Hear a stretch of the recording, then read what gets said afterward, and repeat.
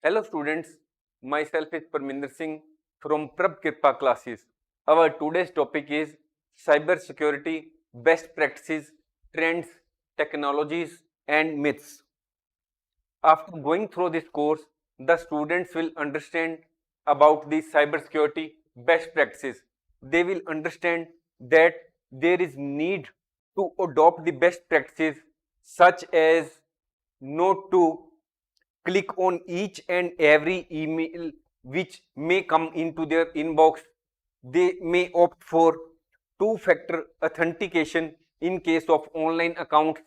They should also take the necessary steps to prevent the viruses from attacking their computer, such as they may use latest softwares and they should only purchase branded softwares to be installed in their computers. They should get the firewalls installed. The students will also understand that cybersecurity is very important not only for the individuals but also for organizations.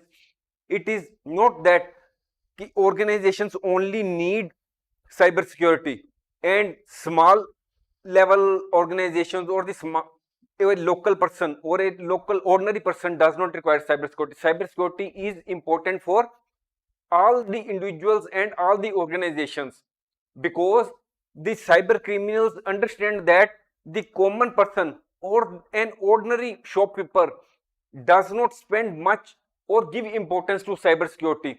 So about 50% of the targets of the cyber criminals are ordinary individuals and small level organizations. So cybersecurity is very important to protect our personal as well as business data and to ensure the business continuity. The students will also understand that the cyber threats are of various types, such as there may be man in the middle attack, there may be phishing or social engineering attacks, or such type of other attacks may be there. The consequences of cyber attacks are various, such as the organization or the individual may suffer financial loss, the business continuity of the organization is affected, or there is also loss of customers because the brand value of the organization is adversely affected due to cyber attacks, because the customers believe that the organization does not spend much in does not invest much in cyber security. This course also puts emphasis on certain dangerous cyber security myths which we should not believe. The myths may be that the danger to our computer system is only from the outsiders.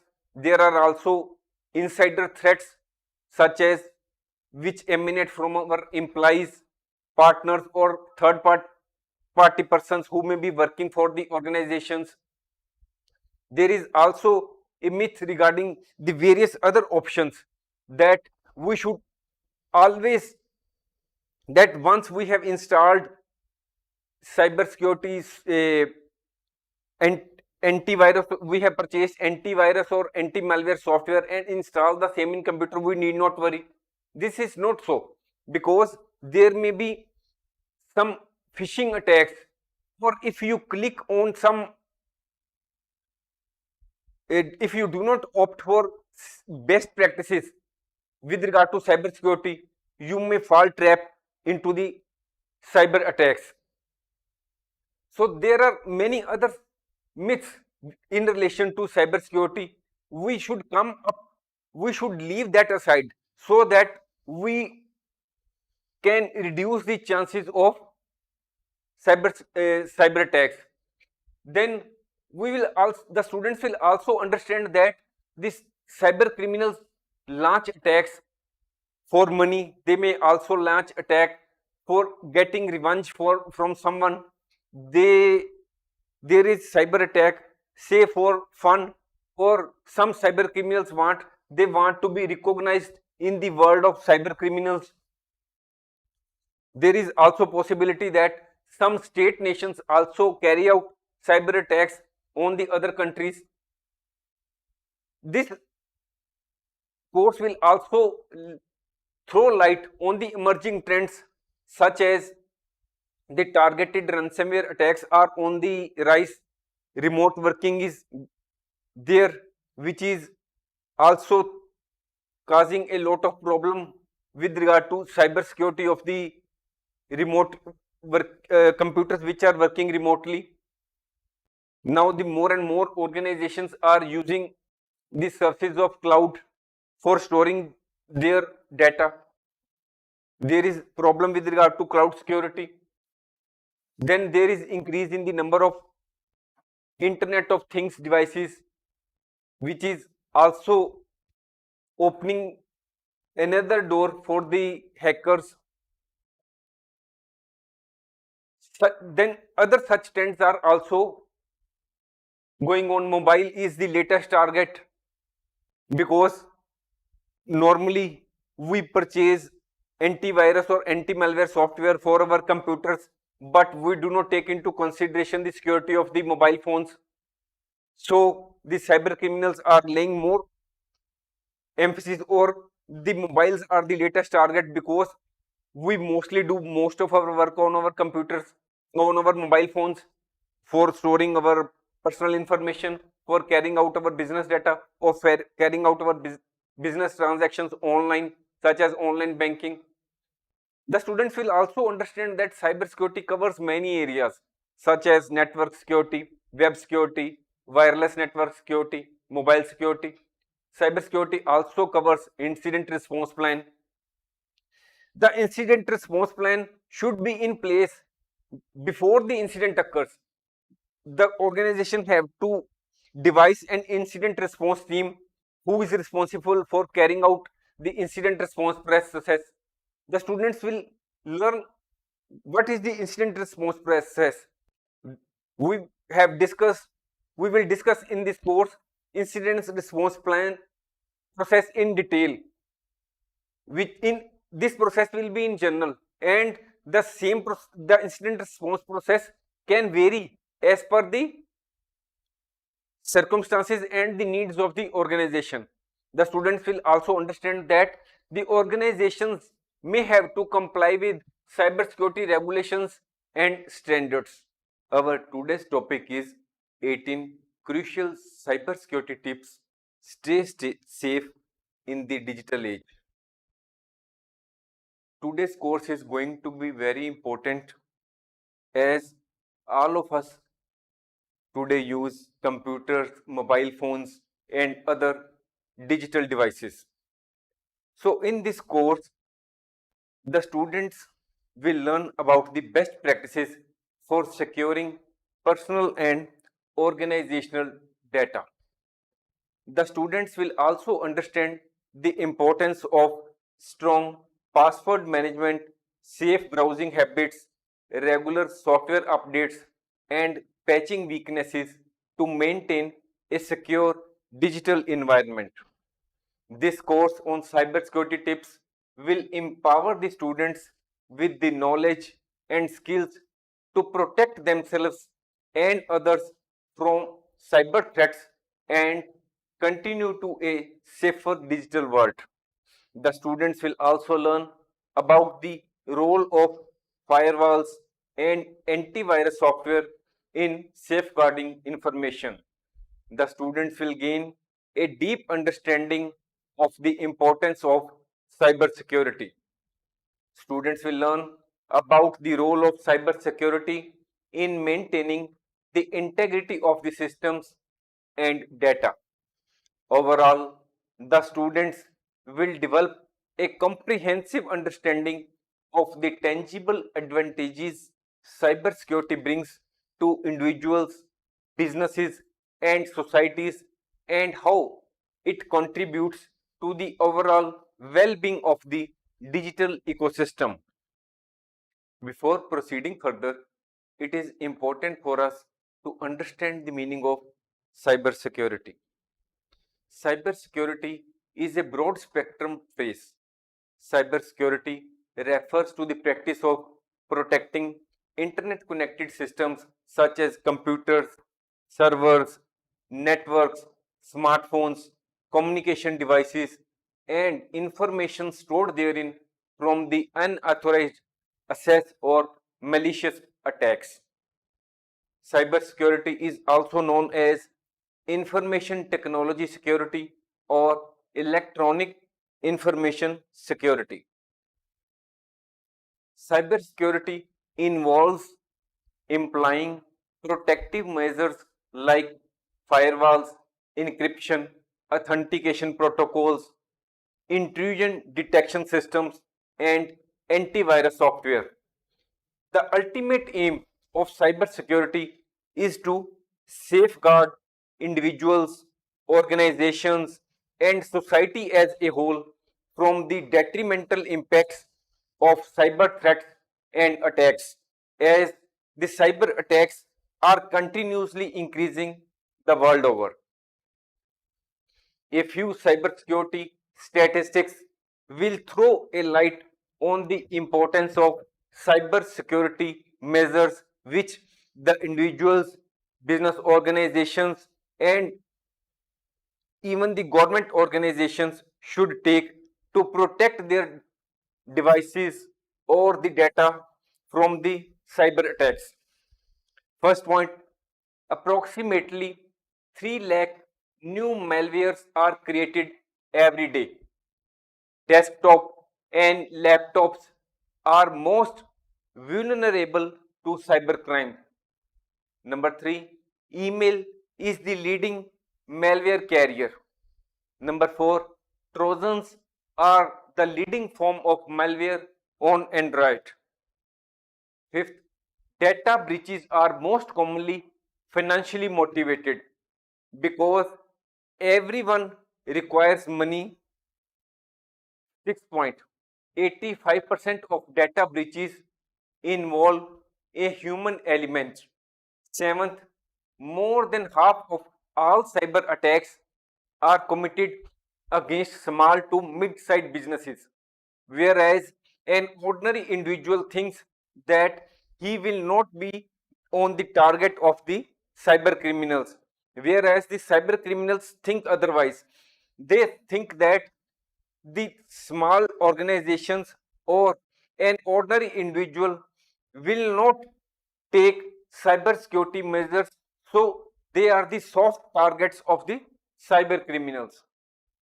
8th point, it is stated that 1 in every 14 downloads is a piece of malware. 19th, 40% of IT leaders claim that cybersecurity jobs are the most difficult to fill. 10th, phishing was the topmost internet crime reported to the FBI in 2020. 11th, as per the annual review by the UK National Cybersecurity Centre, the number of ransomware attacks in Q1 of 2021 was thrice the number of those in entire 2019. We may add that we have already uploaded a number of courses such as tips for crafting engaging speeches, good communication skills, how to manage stress, job application format, unlocking the power of mental wellness, mastering Heron's formula, most common mistakes in English grammar, 13 resume writing tips, and what must be in your resume, CV, biodata, future tense, past tense, and much more. You can look out for the same. Now the topic before us is cyber security best practices. Now we will understand the cyber security tips which each individual, organization, businessman, and the general public should take while making use of computers, mobile phones, and other digital asset devices. First point is update your software and operating system. If we update our the software and operating system of the devices. It benefits us from the latest security patches. Next security tip is we should use reliable security software. We should purchase and install reputed antivirus and anti-malware software on our device, because the reputed anti-software, antivirus and anti-malware software provide us the best level of protection. It is also necessary for us to keep the software updated. It is also necessary for us to run regular scans on our devices to scan and to detect and remove any potential threats. Next point is cyber security training and awareness. It is necessary that we should impart training to all the concerned who are using the computers, mobile phones and other digital devices through seminars, classes and online courses.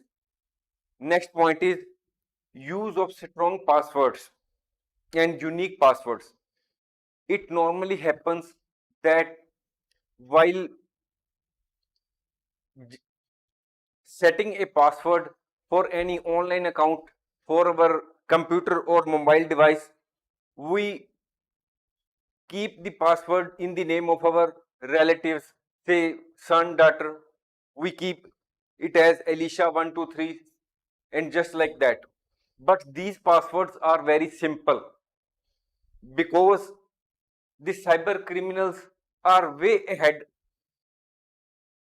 and they keep on tracking the devices all over the world because they are very sharp minded and make use of latest technology. They are always busy in developing the malware, latest malware, and they know your habits. They know what are they go on searching the social media to find the name of your relatives, your blood relations. So never use the password in the name of your close relatives. Keep strong passwords. You may also take the help of a site, strong password generator. This is the name of the site. You can search the same on search engine and you can take its help, and you should set the password which makes use of not only the words which are in capital but in also in lowercase. You should make use of numbers, punctuation, spaces and symbols in the password. We should avoid using personal information in the passwords. It is also necessary for us that we should change the passwords regularly, say after 3 days, 7 days or 15 days or 1 month. We should set the password which is not easily guessable. Another important point regarding the password is that we should set the password which has at least 8 characters. Next point is be cautious of suspicious emails. It often happens that whenever we are using computers and mobile phones and there is any notification of an email received on our device, we immediately click the email and start reading.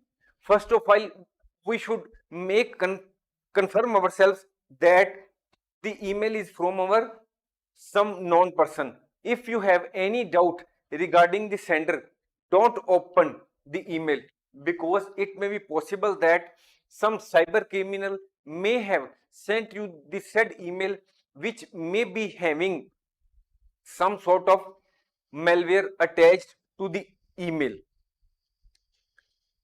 Next point is regularly backup your data.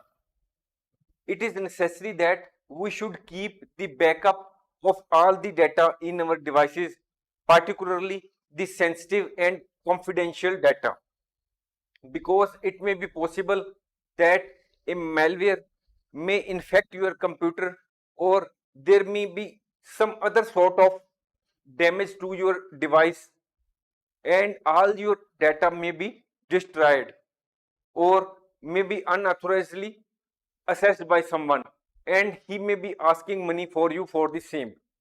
So it is better for you that you have the backup of all the data with you, so that you can use the same in the event of unforeseen circumstances. Next point is use secure Wi-Fi networks. We should be cautious when connecting to public Wi-Fi networks, as these type of networks may not be secure. We should avoid accessing sensitive information or making financial transactions on public networks. If necessary, we should make use of virtual private network (VPN) to encrypt your internet connection. Next tip is we should uninstall unnecessary software. It may be possible that we may have installed many softwares on our computer from time to time, but we should uninstall those softwares which are unnecessary or which have outlived their utility, because it will improve your system performance and it also reduces potential security risks. Next point is provide personal information only on trusted sites. When we are browsing or visiting any sites, we should first see that the site, we should confirm whether the site begins with HTTP or HTTPS. If the site begins with HTTP, then you must understand that the site is not secure. But if the site begins with a padlock symbol, just like that, padlock symbol and HTTPS, then it is a secure site and you can enter your personal information on that site. Next point is use common sense. It is a human tendency that whenever anything is free, we make use of the same very quickly. And it may be possible that when you are visiting the site or any search engine, there may be something blinking on the site that something is, some type of software is freely available and you can download the same. Be cautious of free downloadable software or any email link that offers anti-malware programs, because it is quite possible that the cyber criminals may penetrate into your mobile phones and computers in the guise of free downloadable antivirus or other type of software. Next point is beware of homemade CDs, floppy disks and flash drives, because homemade CDs and homemade floppy disks are very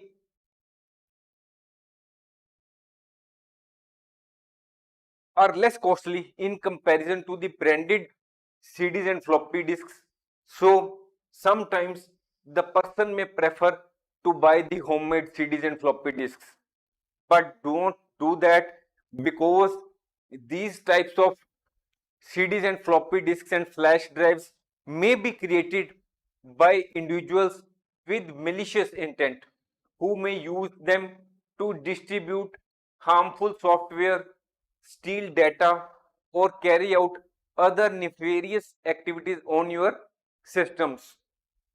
Next point is do not install too many types of security software. It may be possible that you may have bought one branded antivirus software from one company, and next month you also purchase the branded software of another company, and you install both of these security softwares on your mobile devices or computer devices.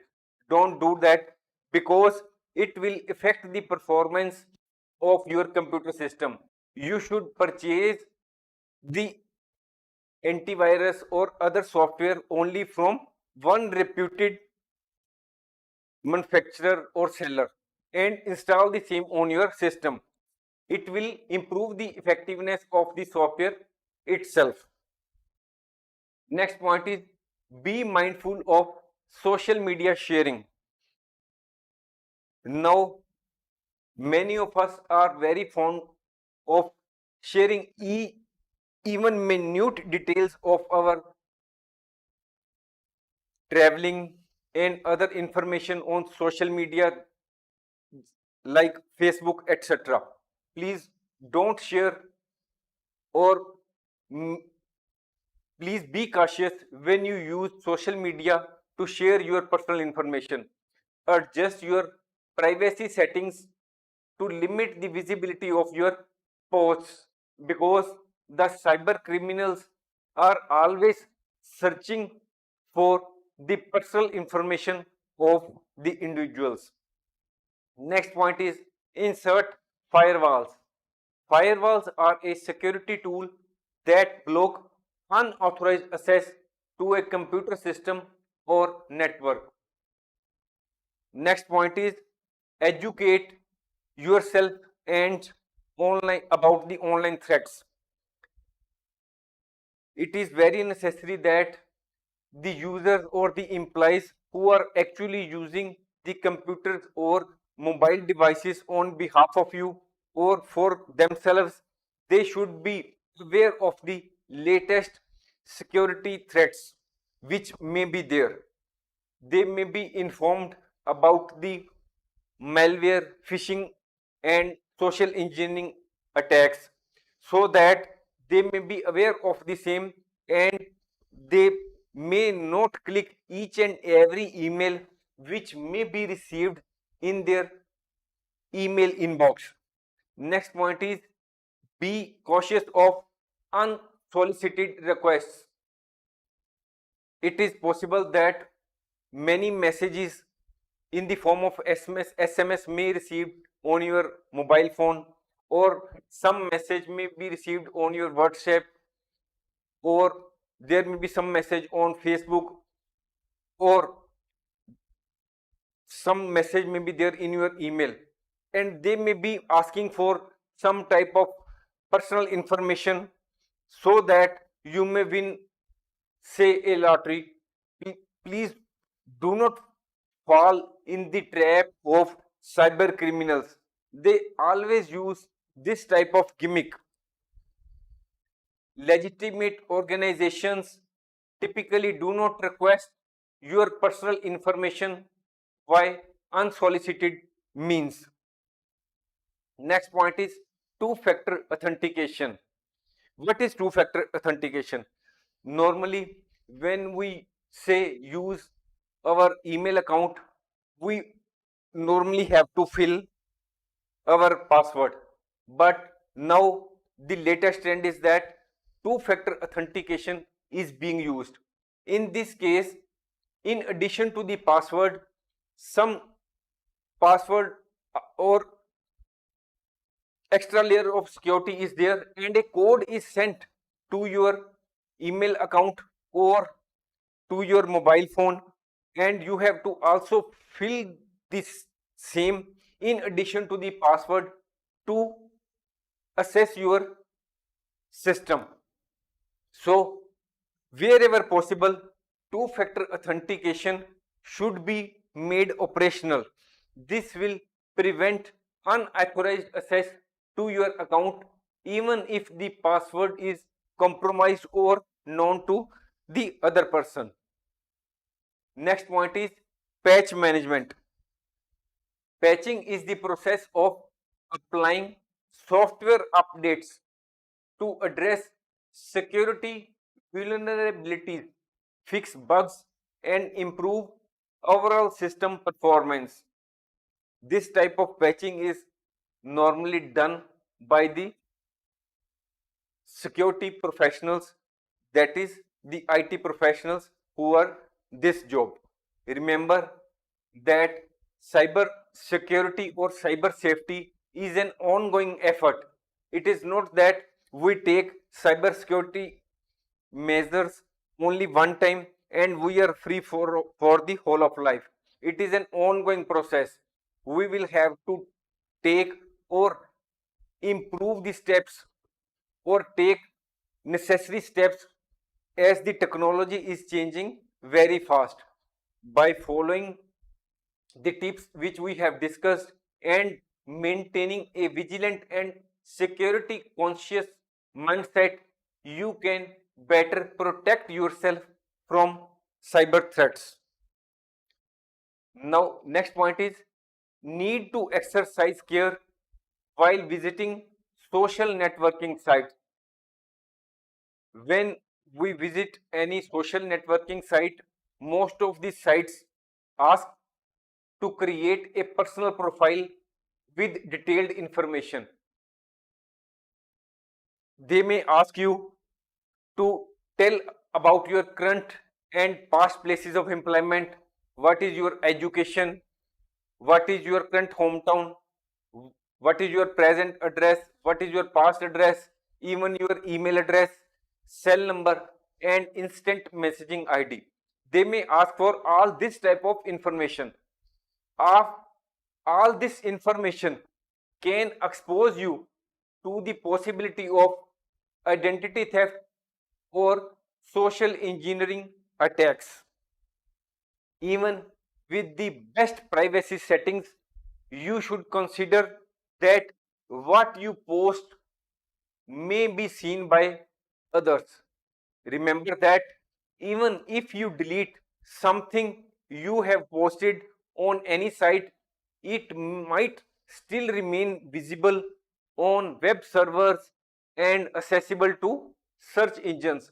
So whenever you post or make use of social security sites, keep this point in mind that whatever information you are putting on that site may not delete in future, even if you delete the same, and may be seen by any other person, even in spite of your best settings in your systems. Now the topic before us is why the cyber security is so important. Cyber security is very important in today's digital age because of various reasons.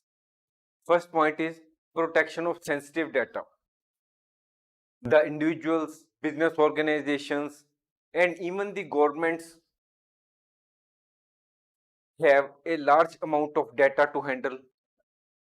They have sensitive and confidential data also, and they make use of internet to transmit data online.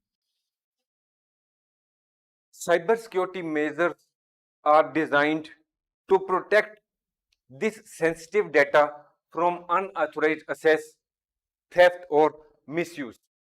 Next point is cybersecurity is also important to ensure business continuity. If suppose there is a cyber attack on any business organization, then all of its operations will come to standstill.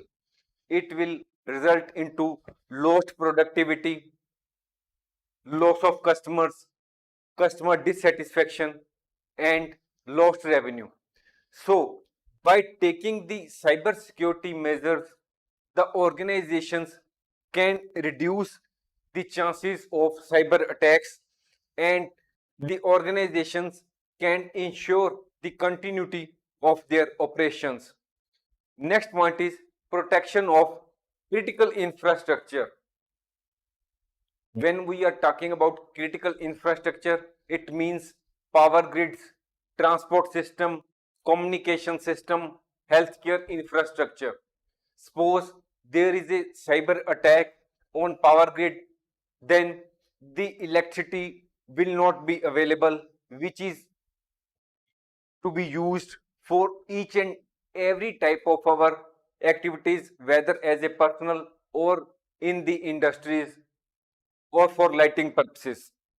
If there is an attack on healthcare, then the patients who are there in the hospitals will, all the data relating to them may be lost or may be known to the general public. If there is an attack on transport system, then the transport system will come to standstill, because it will not be known which type of transport is going and which transport is coming. That is, if there is an attack on railway, then the railway authorities will not be in a position to get the knowledge which train is coming on the station and which train is going, and these trains may collide with one another, resulting into the loss of life of all many persons. So the critical infrastructure may be the target of cyber attacks. So cyber security measures are very necessary to protect the public and to reduce the chances of loss of life. Strong cybersecurity measures are essential for safeguarding these critical infrastructure. Next point is preserving brand reputation. If there is an attack on a company, then the public or the customers will talk about the company that there is a cyber attack. Then there is loss of brand value in the eyes of the public as well as the customers, because they say and believe that the company might not have taken the necessary steps to safeguard the information or the data or their operations from the cyber attacks. So cyber security measures can help prevent such attacks and demonstrate to the customers that the organizations take security seriously. Next point is meeting legal and regulatory requirements. Many industries and sectors are subject to legal and regulatory requirements for cybersecurity, such as HIPAA for healthcare organizations in USA and GDPR for businesses that operate in European Union. Compliance with these regulations is important to avoid penalties and maintaining customer trust. In conclusion, we can say that cybersecurity is important to protect sensitive information, prevent financial losses, safeguard critical infrastructure, and comply with regulations.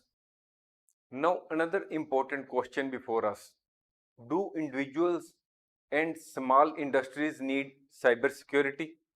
Or why the importance of cybersecurity continues to grow? We as an individual, say as a small shopkeeper or as a student, think that we are of no interest to the cyber criminals, because we do not have any sensitive information with us, or what type of financial loss, financial benefit will they get if they attack our computer system or mobile phone. So we will try to find out the answer to this question. All the industries and individuals are not at equal risk from hackers and other cyber criminals. The industries which store valuable and confidential information like finance, healthcare are mostly targeted by cyber criminals.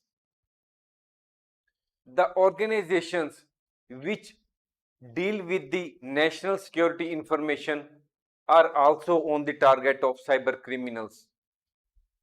Many other industries may be at the lower risk. It is a mistake to believe that you are of no interest to cyber attackers.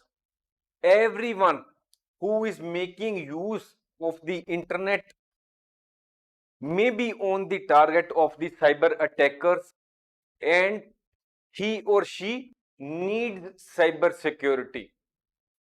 Individuals and smaller industries are not entirely risk free because hackers believe that they will have fewer protective measures.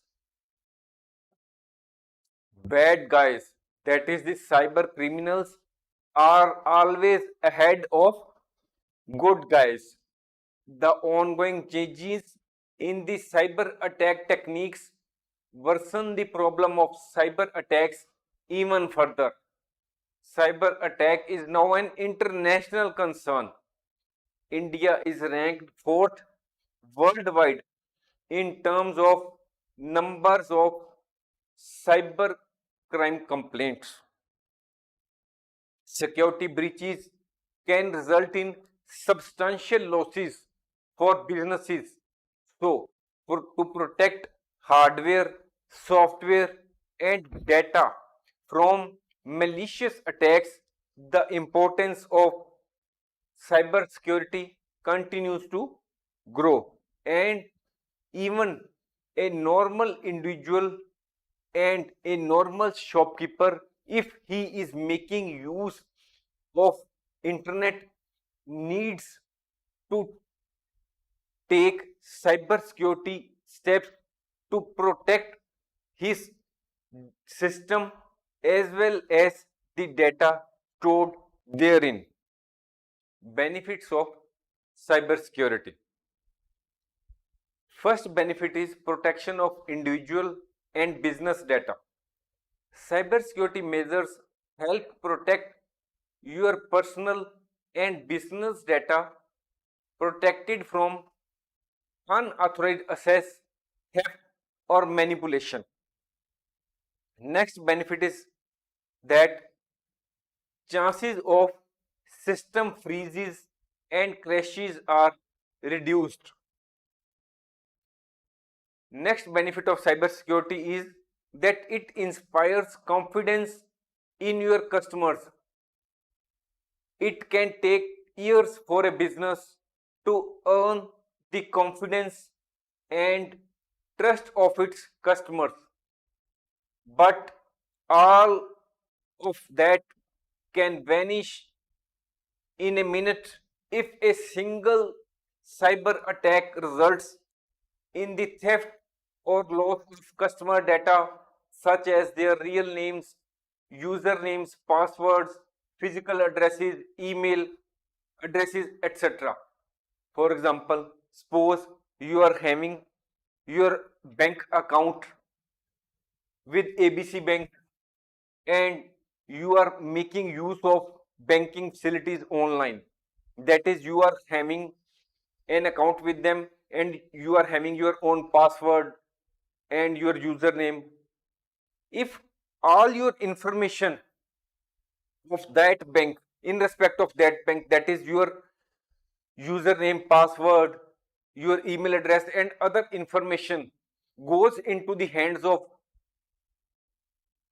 cyber criminals or hackers, they may misuse that information.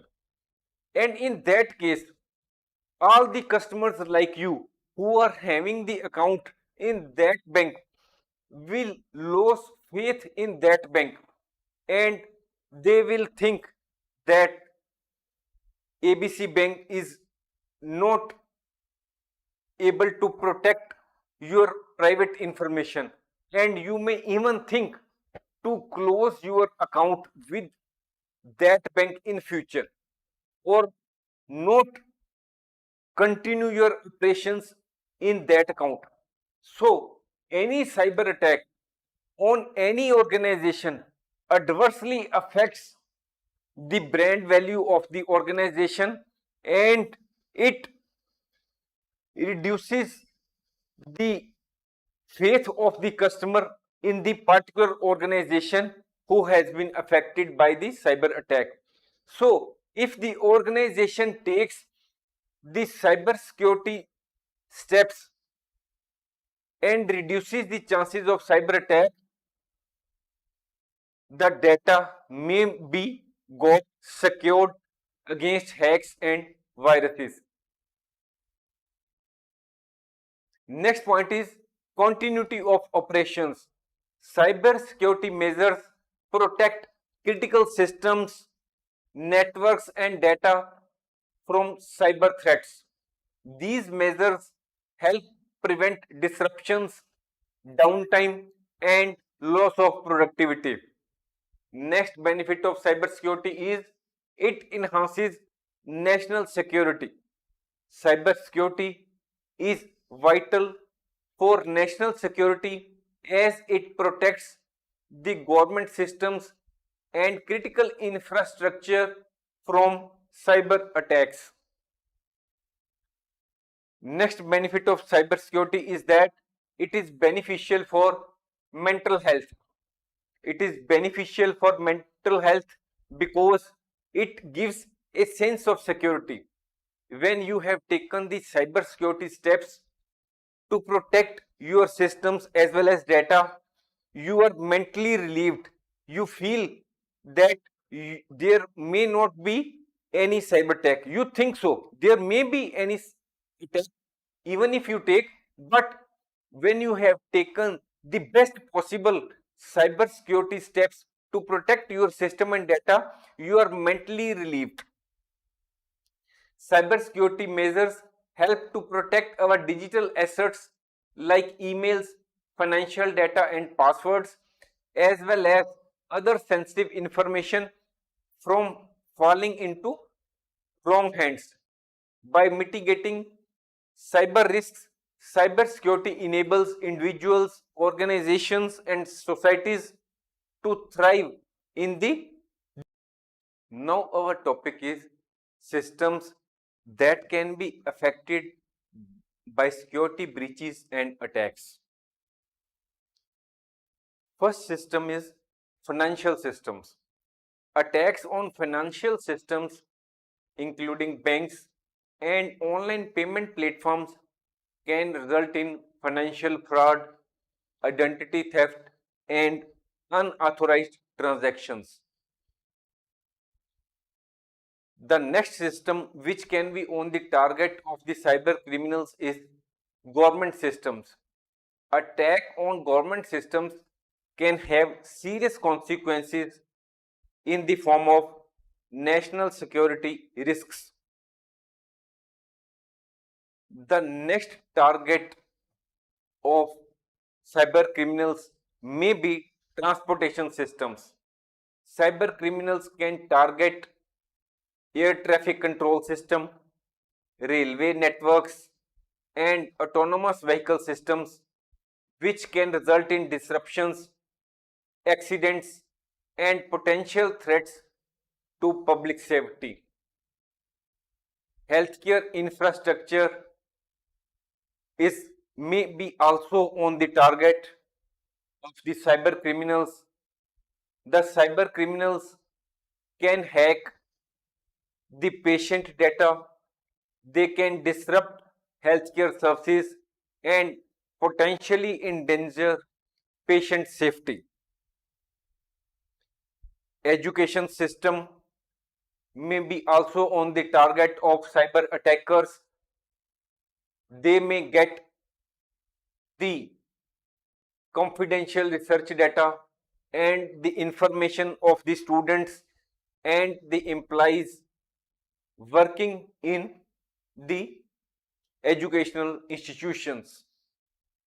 Personal computers and mobile devices of the general public or any particular person may be on the target, which can result in unauthorized access, compromise of personal information, data theft, and installation of malware. The cyber criminals may also attack servers, and they may get access to the data which may be stored in those servers. The servers include web servers, email servers, file servers, and database servers. Corporate networks and cloud infrastructure can also be the target of cyber criminals. Cyber attacks can target a wide range of industries, organizations, and individuals. This poses a significant threat to the security, privacy, and functionality of the systems worldwide. To mitigate the risk of cyber attacks, it is essential for individuals, businesses, and governments to prioritize cyber security. Before concluding this course, we may add that our next course will be on the consequences of cybersecurity and the dangerous cybersecurity myths. Now we will conclude. Cybersecurity is an ongoing effort. Cyber attacks can have far reaching and detrimental effects on the various systems.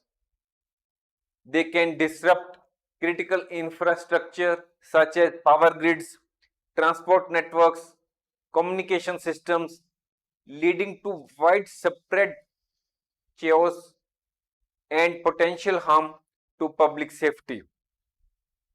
Cybersecurity safeguards our sensitive information, privacy, and digital infrastructure from malicious actors and cyber threats. Cybersecurity tips promote a safer online environment. Investing in cybersecurity measures is essential for maintaining the stability of economies, protecting national security, and preserving the well-being of individuals in an increasingly digital dependent society. Our today's topic is 7 consequences of cyber attacks and 11 cybersecurity myths. After going through this course, the student will learn about the various impacts and outcomes resulting from cyber attacks. The students will understand how the cyber attacks can cause potential damage to individuals or organizations and society as a whole. The students will gain essential knowledge about the different types of cybersecurity threats such as malware, phishing, and DDoS attacks. The students will gain understanding of various misconceptions about cybersecurity and equip them with accurate knowledge to navigate the digital landscape securely. The students will understand that cyber crimes are committed for various reasons, often driven by personal gain, ideological motives, or malicious intent. This course equips students with practical skills to respond swiftly and effectively when faced with a compromised computer system. Now our topic is consequences of a cyber attack. In this picture, you can see that the possible consequences of a cyber attacks on the companies are that the companies may suffer data loss, reduced productivity, loss of know-how, breach of contracts, violations, loss of trust among business partners, and losing future work orders. That is, the companies may not receive the orders for future. On the other hand, there are many adverse effects of the cyber attacks on the consumers, and that include identity theft, compromised online banking transactions, theft of credit card details, ransomware, that is blackmailing, violation of law, and getting defrauded by scareware or other fraudulent methods. Now we will discuss in detail the consequences of cyber attack. A cyber attack can have significant consequences impacting individuals, businesses, and even society as a whole. Here are some common consequences of a cyber attack. First is financial loss. Cyber attacks can result in financial losses not only for individuals but also for organizations. Financial loss may be suffered due to theft of funds, disruption of business operations, loss of productivity, as if there is an attack on a organization, its operations may come to standstill and it results into loss of productivity, and the costs associated with implementing stronger security measures. When once a cyber attack happens on any organization or an individual, the organization or the individual may have to adopt strict security measures for which it will have to incur extra investment or extra expenses towards implementing or purchasing those security infrastructure or implementing those security measures. So it is also a form of financial loss to the organizations or individuals. Next point is reputation damage. A cyber attack can erode public trust and confidence and severely damage an organization's reputation. Whenever there is a cyber attack on any organization and the news about the same spreads quickly in the market or in the newspapers or on social media, it can cause customers, partners, and stockholders to question the organization's ability to safeguard sensitive information. That is, the customers, partners, and other stakeholders may think that the organization had not taken proper steps towards the cybersecurity. Rebuilding trust and reputation can be a long and challenging process. Next point is data breach and privacy violations. Cyber attacks lead to exposure of sensitive information, personal information, and business information. Stolen information can be used by cyber criminals for various malicious purposes, including financial fraud, harassment, and blackmail. Next point is critical infrastructure disruption. There may be cyber attacks on the critical infrastructures such as power grids, transport systems, or healthcare networks. When there are attacks on these types of critical infrastructures, then there are severe consequences of the same. The result may be disruption in the essential services, which can lead to public safety risks and economic losses as well. Next consequence of cyber attack is national security risks. In some cases, critical government infrastructure and defense networks may be targeted by cyber criminals.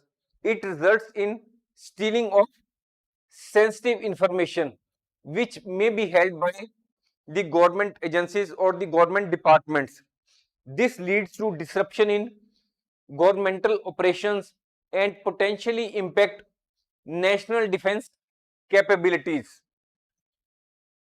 Next point is legal and regulatory consequences.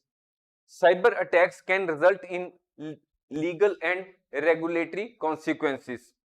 Organizations may have to face lawsuits from affected individuals, regulatory investigations, fines, and penalties for non-compliance with data protection and privacy regulations.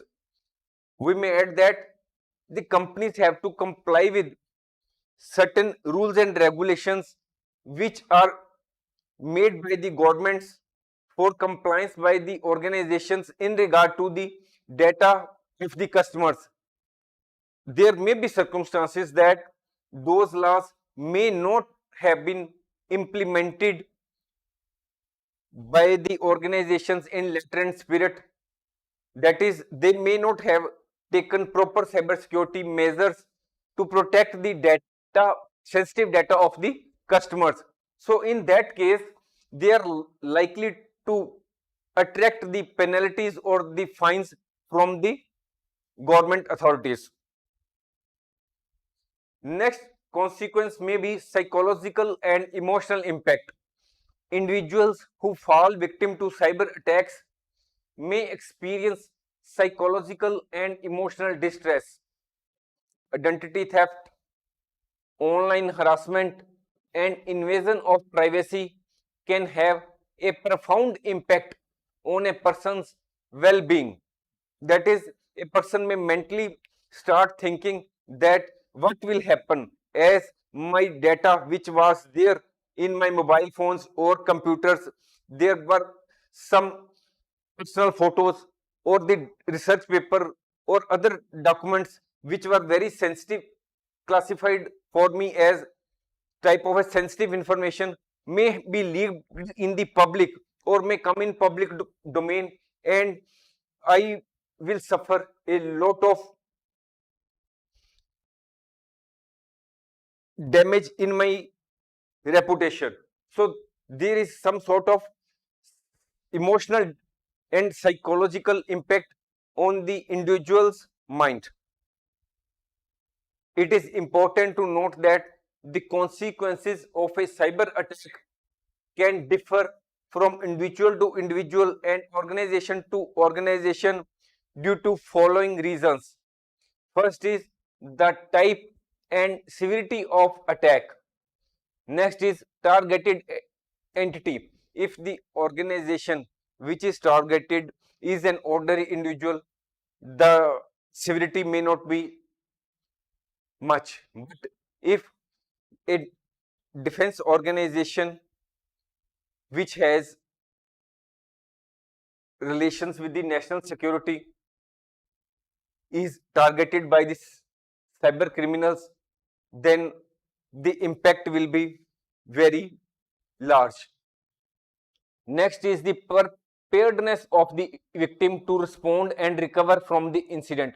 It means that if the victim has already adopted cybersecurity measures like planning in advance that what should be done if there is a cyber attack, and he has already made the arrangements like backup of the data, then he will suffer less. But if he has not taken any cybersecurity measures, then the victim, which may be an organization or an individual, is likely to suffer much.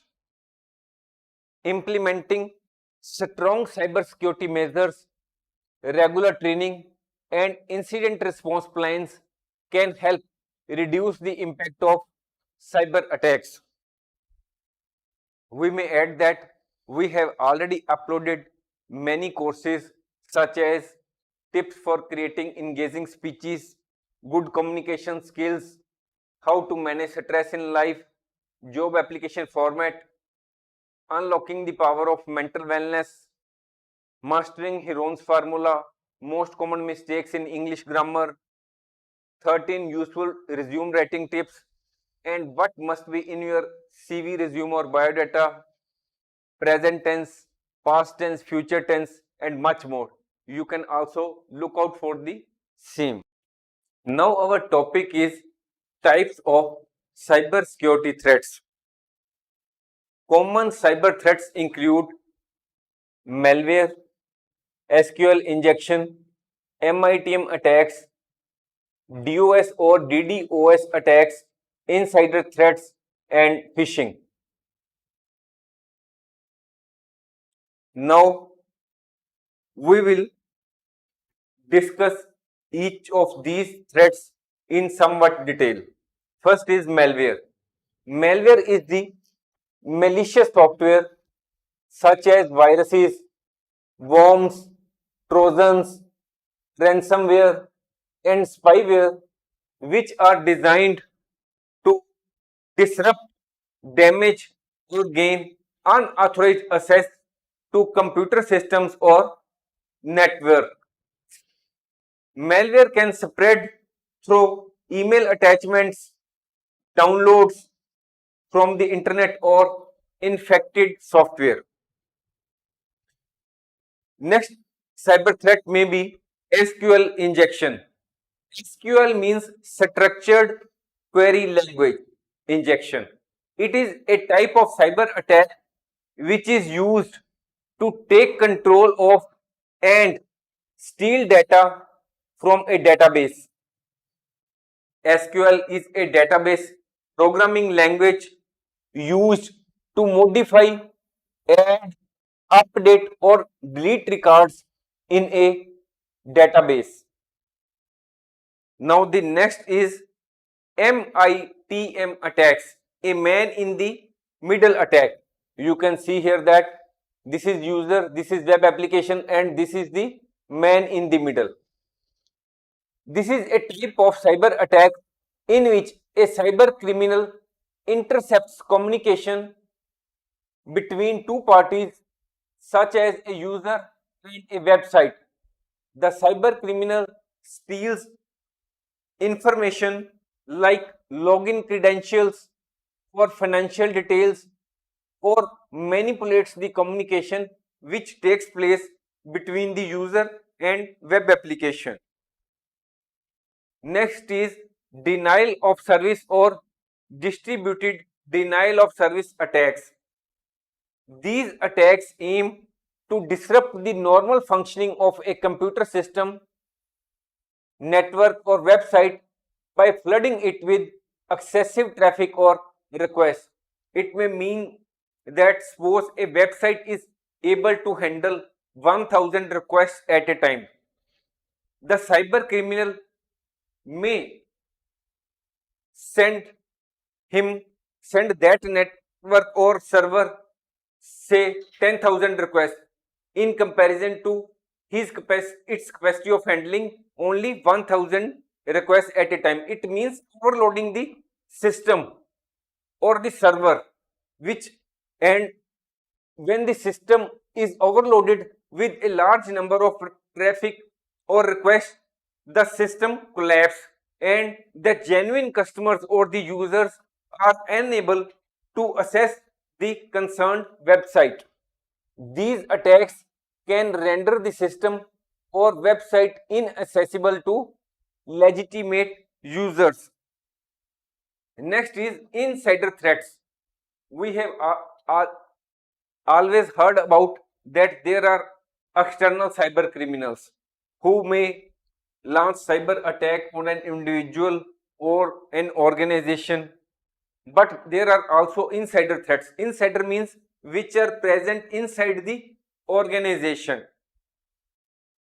Insider threats in the cybersecurity refer to the threats posed by the individuals from within an organization.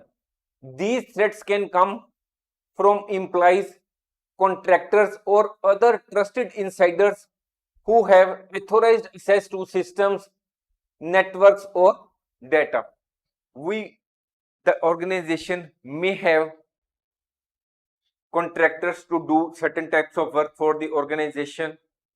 They may have granted access to the contractors to do certain type of work for them, for computers or their networks,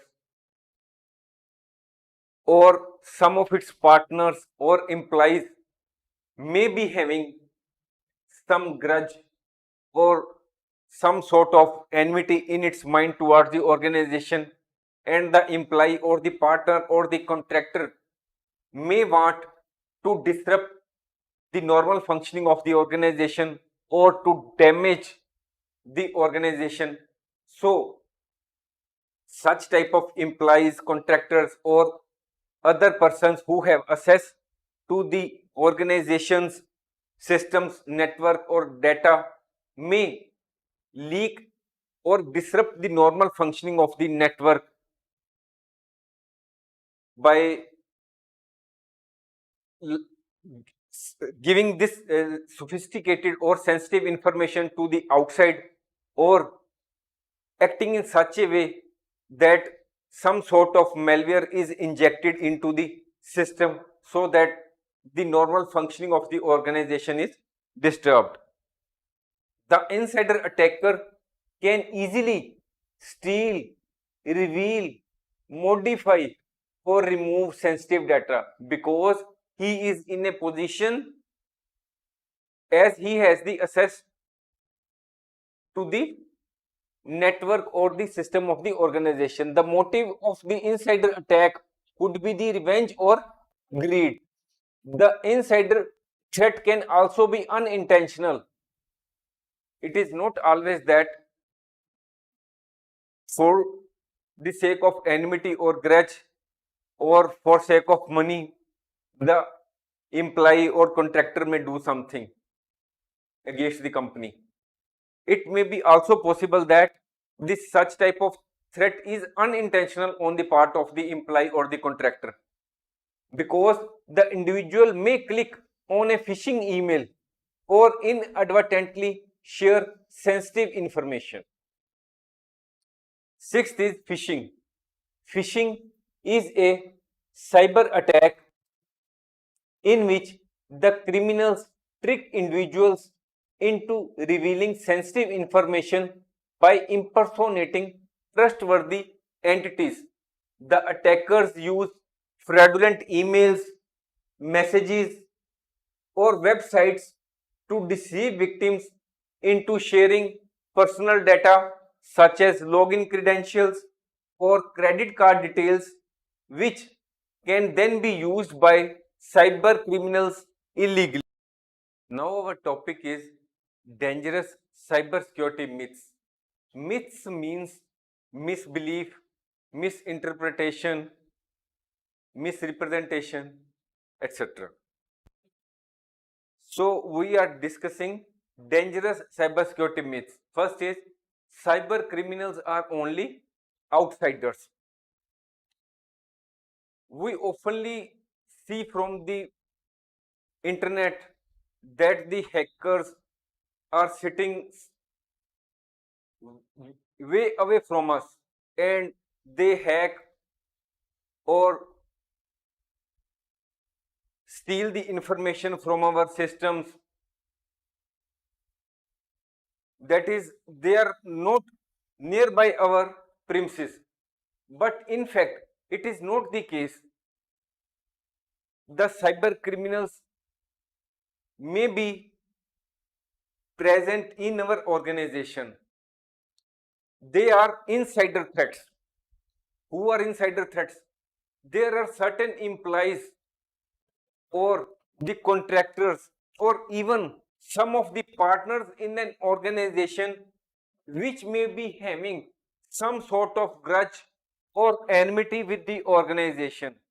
They may want to destroy the organization or to adversely damage the brand image of the organization, or they may sell the sensitive information of the organization to the third parties for some financial gain. These are insider threats. Let us see.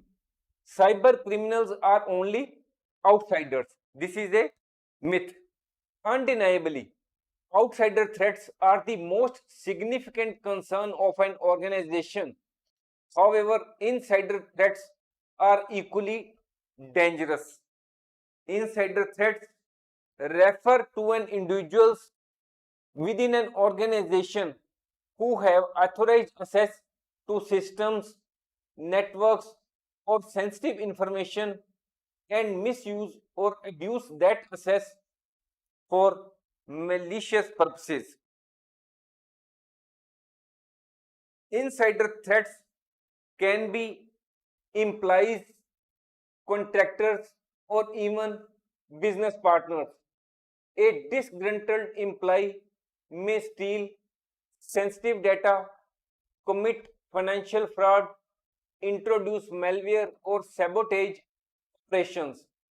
Organizations should adopt cybersecurity measures that take care of both external and internal threats to protect their sensitive information and systems effectively. Next myth is we should only secure internet facing applications. It means that it is normally believed that as we are not having internet connection, there is no need for us to take any cybersecurity measures. This is wrong. It may be quite possible that we may use some infected floppy or CD drive or something removable device which may be attached to our mobile or computer system and can affect our computer or mobile. Let us read. We should only secure internet facing applications. Only internet facing applications should not be the focus of the organization. For example, your organization's whole IT system may get compromised if an employee accidentally uses an infected flash drive. So organizations should have adequate controls to prevent and address insider threats. Next point is antivirus, anti-malware provide complete protection. Sometimes we think that we have purchased and installed antivirus, the anti-malware software in our computer system, so we need not to take any further cybersecurity step. We should feel easy. But it should not be the case, because any anti-malware or anti-virus software provides protection in respect of only those threats which are known to the malware, to those companies who provide these softwares, and their knowledge is only based on the malware which are existing up to the date of the development of the that software. Suppose whatever type of malware has been developed by the cyber criminals up to date is known to the company, and the company develops the same up to date.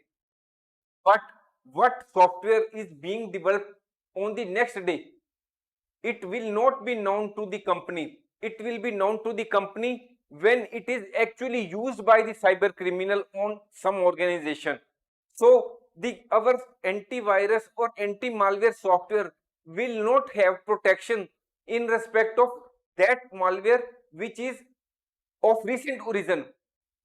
It means that in respect of those softwares, those malwares which are of recent origin or which are not known to the companies who are developing antivirus or anti-malware software, then in respect of that malware we need to think about.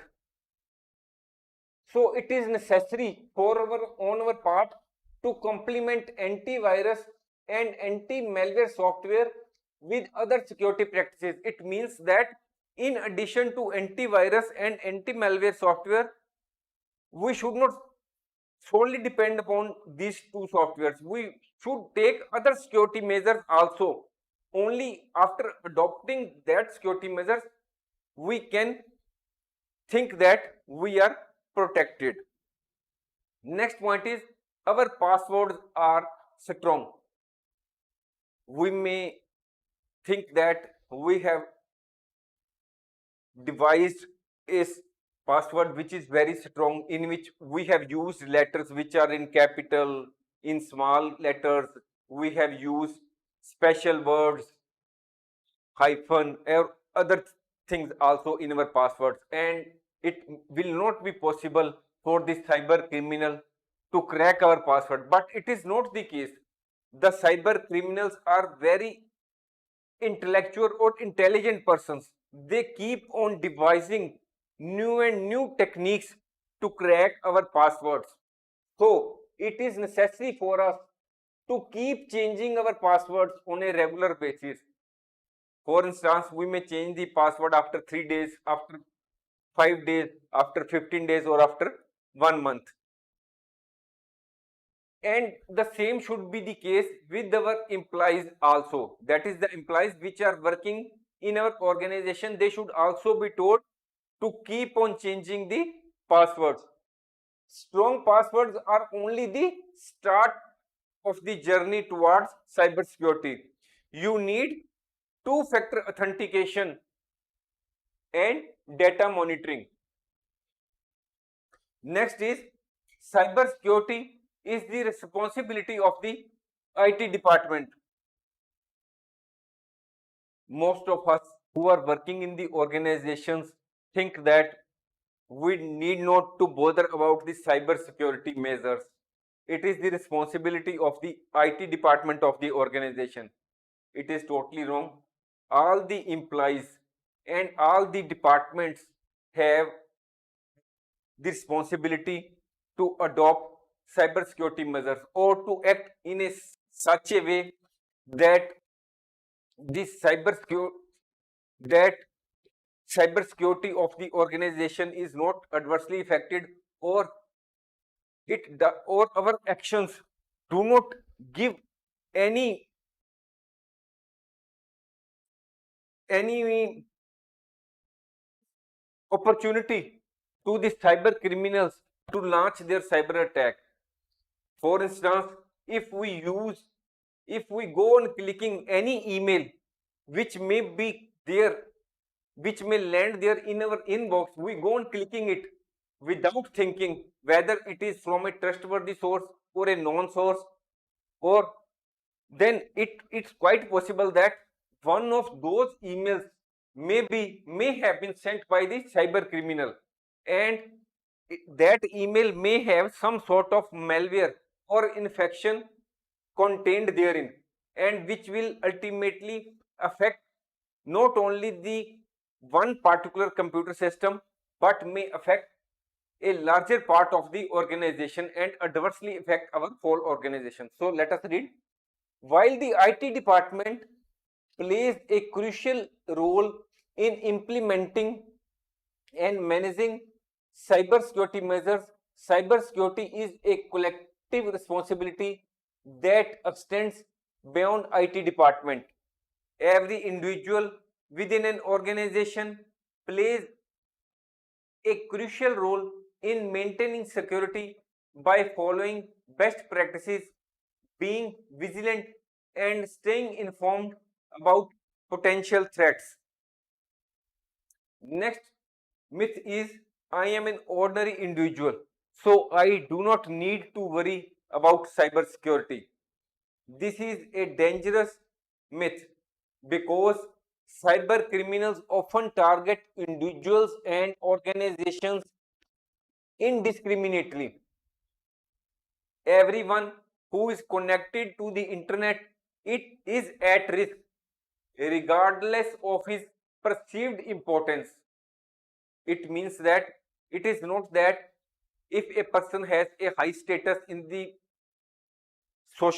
in the society, he will be attacked by the cyber criminals.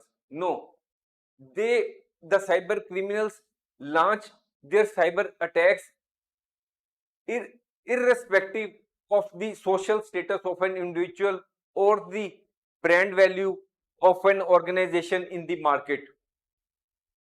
Next point is you do not have anything valuable to steal. Sometimes we think that in our computer system or in our mobile we do not have anything sensitive information, so we should not worry about cyber attacks. You might not have a lot of valuable data like credentials to steal, but what is the cost of shutting down operations for a matter of days or months? It means that suppose there is no confidential information or sensitive data in your computer system and you are having only one computer in your house or in your shop, then if a cyber attack is there and your computer comes to standstill and you give it to repair and the repairer will repair it within a say 15 or 1 month, then so the question should be, what is your data worth to you? It means that not only in addition to the expenses which you will have to incur on the repair, you should also think that the data which you were having in your system, though was not of sensitive information, sensitive data, but it was having some sort of value for you only. Suppose you may be writing some sort of research which may not be of any value for the cyber criminal, or you may have been writing something for which you have spent say 2 or 3 months, you have spent whole day and night on writing something, then the what you were writing is of value for you and not for the cyber criminal. So you should think in respect of the hard work you have put in writing that information. Next point is, we have invested in sophisticated security tools like a firewall, antivirus, so we are safe. It is wrong to think so. Cyber criminals are very intelligent. They are continuously developing new malwares. As per a data, lakhs of malwares are being deputed every month. Firewalls and antivirus software may not always detect or prevent emerging threats effectively. That is, the malware which is of recent origin, the antivirus or anti-malware software which you may have installed in your computer system may not be able to detect that malware which is of recent origin. Downloading malicious attachments or using weak passwords can bypass the protection offered by security tools. Next is, cyber criminals do not target small and medium sized businesses. Suppose we are running a small organization or we are having a medium sized business, we think that we are safe and there is no possibility of any cyber attack on our organization, because the cyber criminals will normally attack the organizations who are of national importance or who have very huge net worth, but this is not the case. Of course, there are some cyber criminals who would hack to prefer Citibank or Bank of America, but most hackers would settle for small businesses because the cyber hackers think that some small businesses often do not have advanced security software and skilled security teams. So small and medium sized businesses are the soft target of the cyber criminals, because the organizations which are big, they might have taken strong cybersecurity measures to protect their networks or the data, but the normal individuals or the normal organizations do not imply cybersecurity measures which are strong enough to handle various cyber attacks. So it has also been seen that the cyber criminals are not hesitant to launch their attack on normal individuals and small and medium businesses. It is a reality that 58% of the cyber attacks target small businesses. Next point, which is also a myth, is BYOD is secure and safe. BYOD means bring your own device. In some organizations, it happens that the companies allow the employees to use their own computer system for the office work.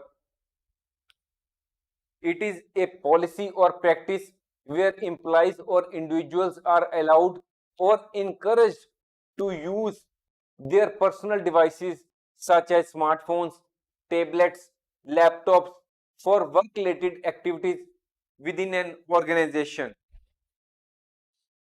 This type of policy offers flexibility and convenience, but this policy also suffers from many limitations. Employee owned devices have do not may not have up to date antivirus software, firewalls, or other essential security controls.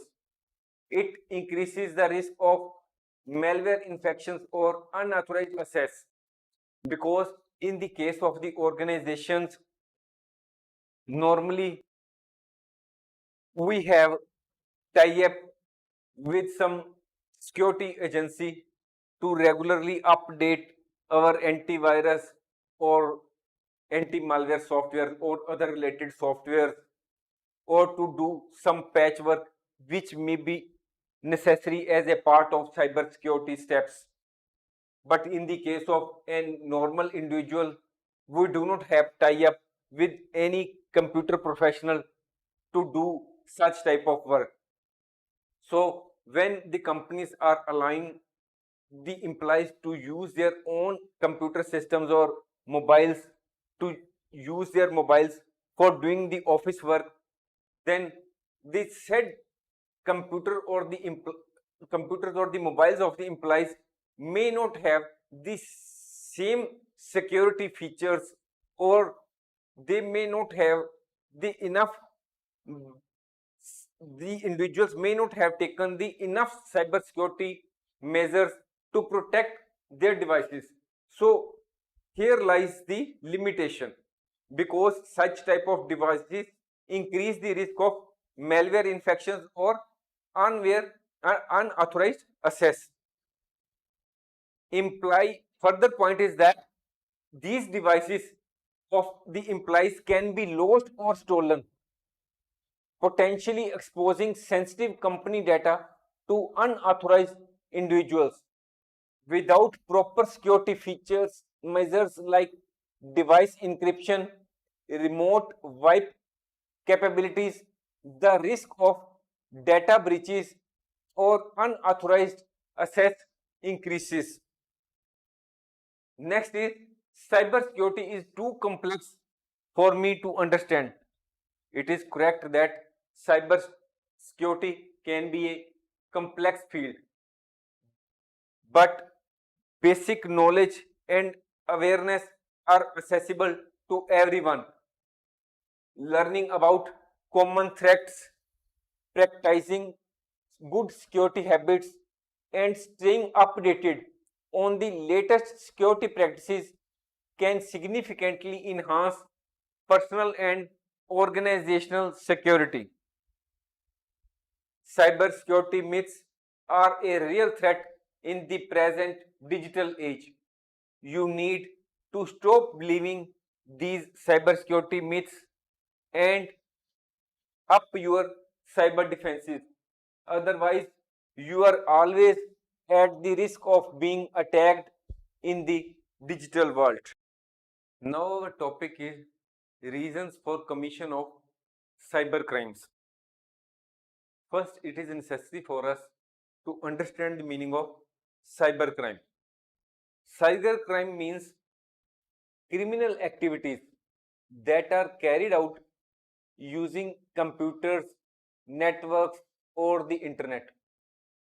Cybercrime includes a wide range of illegal activities such as hacking, unauthorized access, malware, ransomware, phishing, online scams and fraud, DDoS attacks, etc. Cyber crimes may cause financial loss, reputation damage, privacy invasion, and emotional distress. Cyber crimes have turned out to be a low investment, low risk business with huge returns. Cyber criminals launch malicious cyber attacks due to following reasons. First is money.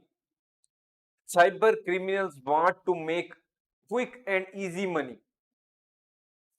Cyber criminals may steal credit card information, conduct fraudulent transactions, or carry out ransomware attacks or sell the stolen valuable business information to competitors. It means that they may launch ransomware attack on your computer system. It means that when there is an attack on your computer system, whatever is there in your computer system, the all the data in your system is locked, and you cannot access any of the data on your computer system. The cyber criminal asks for money, and when you pay him the demanded money, only after that he will give back the access of your computer to you. Though the physically the computer system is present with you, but it will be remotely locked by the cyber criminal. It may be also be possible that the cyber criminal may steal the information which is of sensitive information or which is your personal information, and he may sell this personal or sensitive information to your competitor in lieu of money. Next reason for cybercrime may be personal revenge or vendetta. In some cases, cybercrime may be motivated by personal grudges, revenge, or vendetta. Individuals may seek to harm others by damaging reputation or compromising personal data. The next is espionage and intelligence gathering. Nation states or state sponsored groups may carry out cyber attacks to gather classified information, disrupt rival countries, or gain a competitive advantage in areas such as defense, technology, or economy. Next is hacktivism. What is the meaning of hacktivism? Hacktivism refers to the use of hacking or cyber attacks as a means to promote or advance a political or social agenda. The cyber criminals may deface websites, leak sensitive information, or disrupt online services to raise awareness or protest or advocate for a particular cause. That is, the cyber criminals want to draw the attention of the world towards their cause for which they are fighting. The motivation behind hacktivism includes advocating for freedom of speech, exposing human rights abuses, or challenging political ideologies. Next reason for cybercrime may be fun. The amateur do cybercrime for fun. The next point is recognition. Some individuals want to test their skills and knowledge in hacking. They may hack highly secured networks like defense sites or networks to showcase their abilities or gain recognition within the hacker community. It is important to note that These motivations which we have discussed above are not exhaustive, and individual cases of cybercrime can have unique circumstances and motives. This is the state of affairs that some cyber criminals offer on demand service. These cyber criminals operate in underground forms or dark web marketplaces where they advertise their skills and services to potential clients. The persons, organization, or a country may contact these cyber criminals for illegal activities such as hacking an organization to gain access to some sensitive data or create massive denial of service attack on their competitors and various forms of cyber attacks. Though we are discussing about on demand service being provided by cyber criminals, we in no way support the activities of the cyber criminals which are unethical and illegal, and they need to be curbed with stringent hands. Based on the demand of the customer, the hackers write malware, virus, etc. to suit their requirements. It is important to note that engaging in or supporting these illegal activities is against the law and can result in severe legal consequences. Now our topic is what to do if your computer system becomes infected.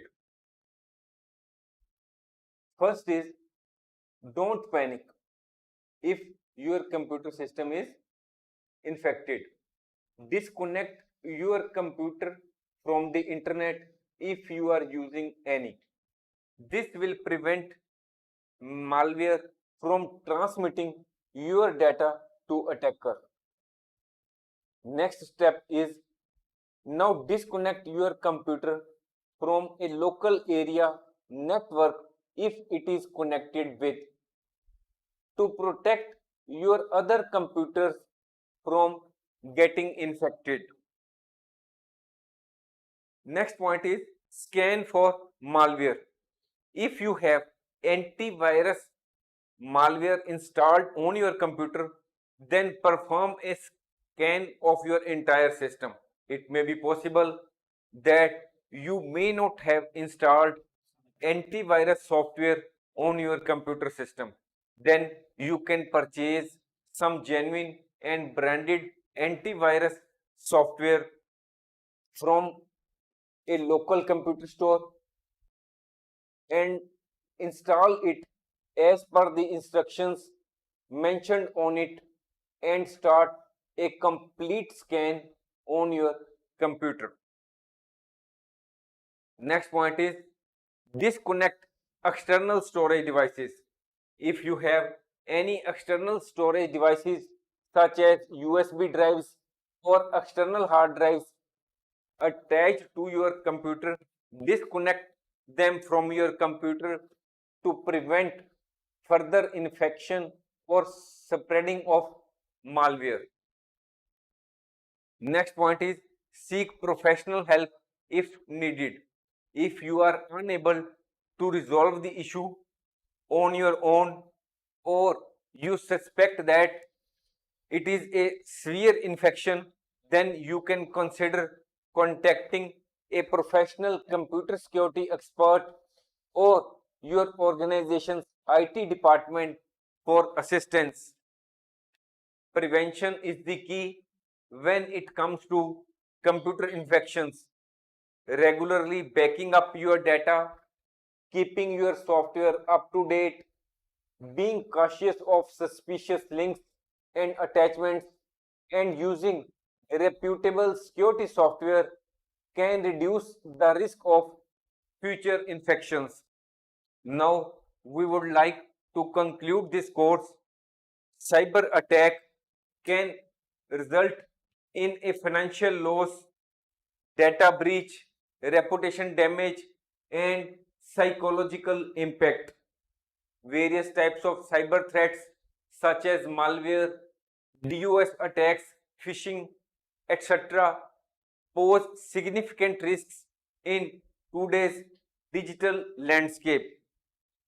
Understanding and addressing the diverse cybersecurity threats are vital for protecting systems, data, and individuals from potential harm. Cybersecurity myths are a real threat in the present digital age. You need to stop believing these cybersecurity myths and up your cyber defenses.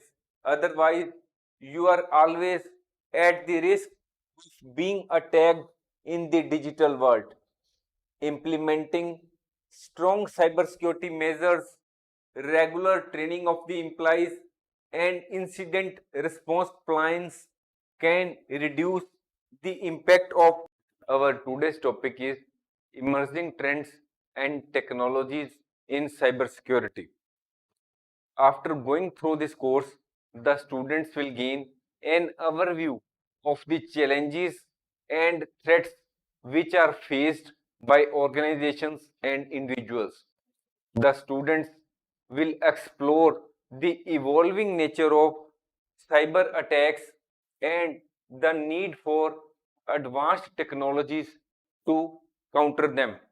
The students will learn about emerging cybersecurity threats such as ransomware, social engineering, and zero-day flaw. The students will learn about the technologies which are used by cyber criminals and the strategies to mitigate these threats. The students will also learn about cutting edge technologies that are transforming the cybersecurity domain. These technologies include artificial intelligence, blockchains technology, Internet of Things security, cloud security, and quantum cryptography. The students will also understand that there is need to integrate security measures into the software development life cycle and for methodologies such as development, security, and operations. The students will understand the importance of privacy and data protection in the digital age. They will learn that compliance with regulations such as the General Data Protection Regulation and the California Consumer Privacy Act has become a priority for organizations. Overall, this course on emerging trends and technologies in cybersecurity lays emphasis on the point that a lot of changes are continuously taking place in the field of cybersecurity.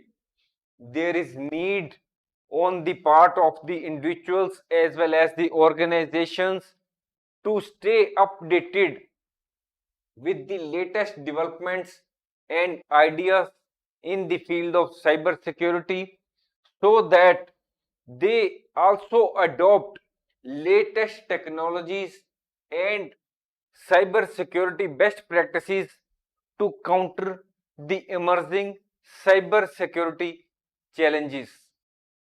Now we will discuss emerging trends and technologies in cybersecurity. First point is remote working. Coronavirus hit the world in 2020. Before the pandemic in 2020, most of us used to work from office and we used the computers and smartphones which were provided to us by the organization. The working of the IT department was also simple because most of the organizations had the annual maintenance contracts, and even the IT department of the organization used to manage the computers and other equipments at their end very easily. They used to update with the relevant software from time to time. The IT department had the responsibility to make sure that there was no harmful software in the equipments or computer devices of the organization. So the IT department used to patch the software and other devices as and when needed. So these security measures were proper. But with the passage of time, after coronavirus hit the world, things have changed. Now, many of the employees are working from their homes. They are working their own computers and mobile devices for working of the organization. As the employees are working from different locations in the world, it has become very difficult for the cyber experts to ensure the security of mobile devices.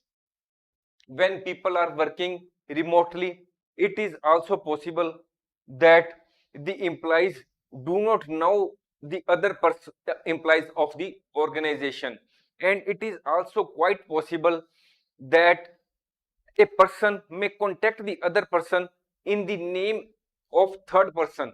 That is, a person may say that I am also working in your organization, and he may ask something to be done by the other person which will be against the purpose of the organization. There is also the danger of ransomware attacks, because harmful software is put into the networks and important data is deleted unless a payment is made to the attacker. As such, it has become very important for the organizations to ensure adequate security measures to protect not only the devices which are present in their office, but also to protect those devices which are working from remote. For that purpose, they may have to adopt multi-factor authentication, secure VPNs, and automated patching.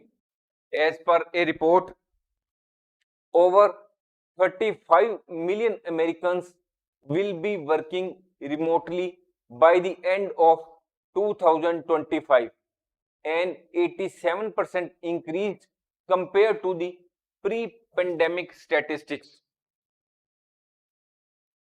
Another emerging trend is that targeted ransomware attacks are increasing, and the trend is on a very fast pace. Targeted ransomware means that a type of malicious software or malware that is specifically designed and used to attack and encrypt the data of a specific individual, organization, or group of targets. It means that these types are of ransomware attacks are have a prefixed target. Cyber criminals often select targets based on their target's expected ability to pay a high ransom rate. Ransoms could total anywhere from tens of thousands to millions of dollars, depending upon the paying capacity of the organization. The attackers encrypt the data or the files of the organization and make them inaccessible to the organization. The largest payout in 2021 for a single targeted ransomware attack was $40 million, with the average request for ransom fees reaching 2 lakh dollar in 2020. So you can observe that the cyber criminals are earning a lot by way of targeted ransomware attacks. The attackers behind the ransomware then demand a ransom payment, and that demand is usually in the form of cryptocurrency. And when the payment is made by the organization to the cyber criminals, only then the cyber criminals decrypt the files and restore the access of the files to the concerned organization. There has been increase in ransomware attacks targeting critical infrastructure, gas pipelines, and hospitals. There has been increase in ransomware attacks, and we will here discuss an example. WannaCry ransomware attack in 2017 hit the organizations around the world. One of the largest organizations which was struck by the attack was National Health Service Hospitals in England and Scotland, and up to 70,000 devices, including computers, MRI scanners, blood storage refrigerators, and theater equipment were affected by this attack. It may be also added that over 18% of ransomware attacks occur in United States. Zero day flaw. Zero day flaw means a security weakness in a computer software or system that is unknown to the vendor or developer.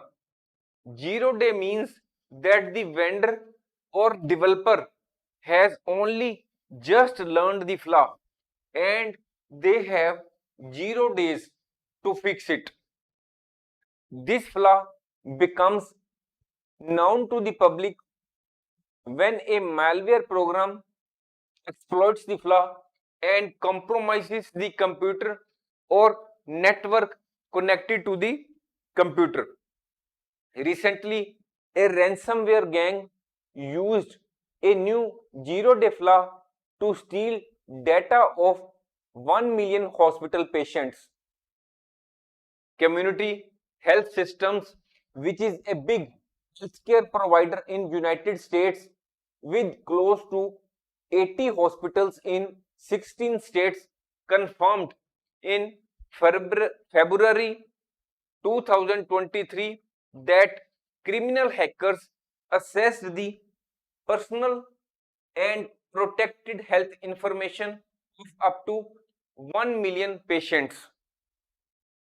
We may add that we have already uploaded courses on many topics such as tips for creating engaging speeches, good communication skills, how to manage stress, job application format, unlocking the power of mental wellness, mastering Heron's formula, most common mistakes in English grammar, 13 useful resume writing tips, what must be in your resume or biodata.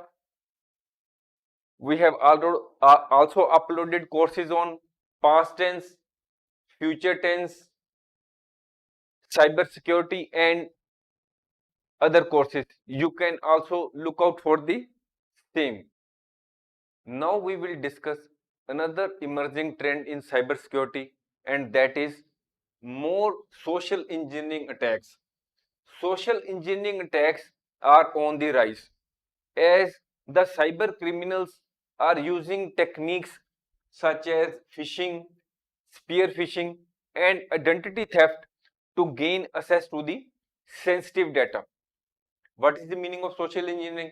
Social engineering is a malicious practice of tricking people into revealing their sensitive information using psychological manipulation.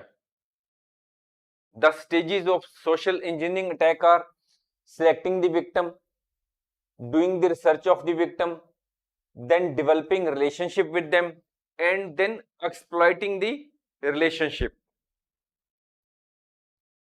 All of us know that Google and Facebook are multinational corporations and they have their own well built cybersecurity teams. Even then, the cyber criminals have been able to play fraud on companies like Google and Facebook. We will give here you an example. Rima Sukas, a person from Lithuania, his team created a fake company pretended to be a computer maker called Quant. They claimed to work with Google and Facebook. We may tell you that a company from Taiwan, namely Quanta, was working with Google and Facebook, and the said organization Quanta was supplying services or products to the Google and Facebook. That is, that Taiwanese company was having a relationship with Google and Facebook, and the cyber criminal were aware of this fact, and so they created a fake company. Then the cyber criminal sent tricky emails to certain employees of Google and Facebook asking for money through fake invoices. Surprisingly, the employees actually paid $100 million to the fake company's bank accounts between 2013 and 2015. Microsoft warned in February 2022 that a Russian hacking group was targeting Ukrainian government agencies, NGOs with spear phishing. If we generally discuss that the cyber criminals are using various social engineering methods to unauthorizedly access the data or do cyber attacks on the various organizations, it will not serve the purpose. We must be actually aware of what is the meaning of particular terms. So now we will discuss what is spear phishing. Spear phishing is a target form of phishing attack. In spear phishing, the attackers gather information about their targets, such as their names, job titles, email addresses, and other details, often obtained through social engineering techniques, data breaches. With the information gathered, they craft convincing emails that appear to come from a trusted source, such as a colleague, a supervisor, or a reputable organization that the target is associated with. The goal of spear phishing is to trick the recipients into taking certain actions, such as on clicking malicious links, opening infected attachments, or providing information like passwords or login credentials. For example, suppose a person named B is your friend. They will create a email in the name of your friend and send you a mail in his name, and they may attach some form of email. They may attach something with their email which is having some malicious software, and that email may ask you to open the attachment. It is worthwhile to see that email, see that attachment, and when you think that this email is from my known person or my friend or my relative, you will naturally like to click on it. This is a method of a cyber attack which is being adopted by the cyber criminals. The aim of cyber attackers behind spear phishing is to gain unauthorized access to the systems, steal sensitive data, or carry out their malicious activities.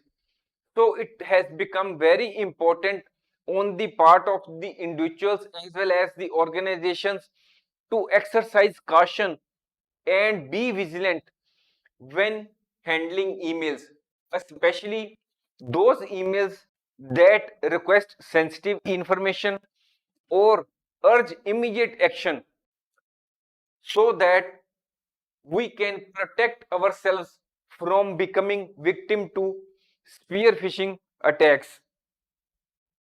Now, another emerging trend is that insider threats are on the rise.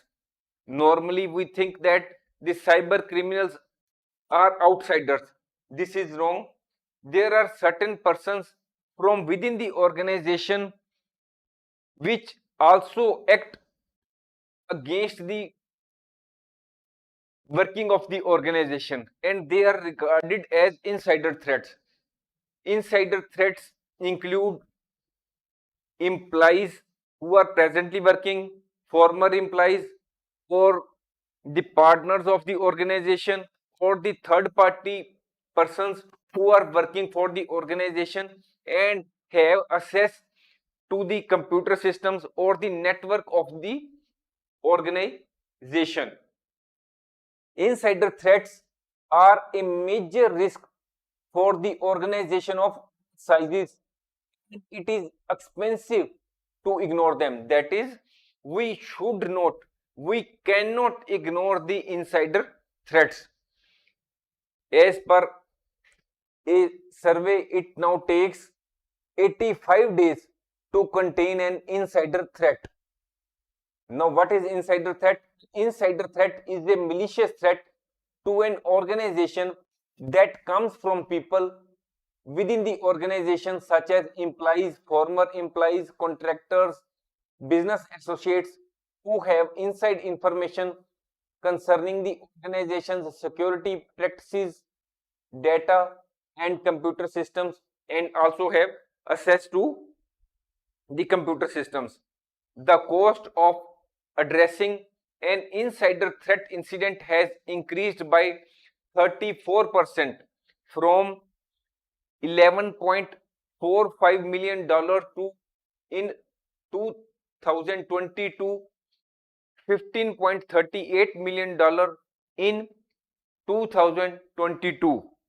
So you will observe that the insider threat incidents are causing a lot of damage to the organizations, and the cost of these insider threats is also increasing.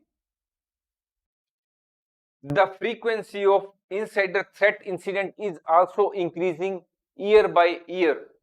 Industries that deal with sensitive information such as banking information and healthcare data are worst hit by insider threats. There is need on the part of the organizations to assess how and how well they are protecting themselves from insider threats. Now, another emerging trend is that cloud-based cyber threats are also on the rise. In the context of cybersecurity, the cloud means cloud computing. Cloud computing is the delivery of computing services over the internet.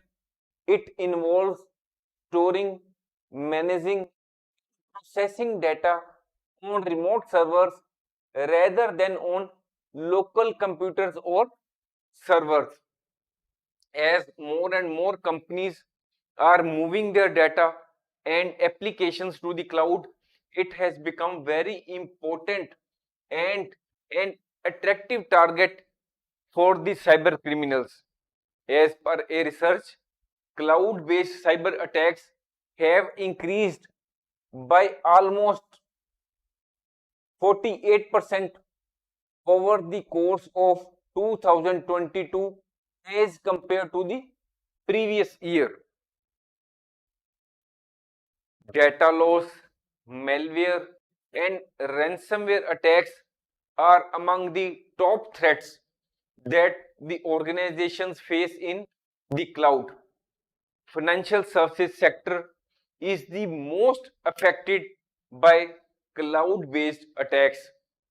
Although cloud applications such as Google, Microsoft are well equipped with security from their end, still it is the user that acts as a significant source for malicious software and phishing attacks, because sometimes the individuals and many organizations do not adopt cybersecurity best practices.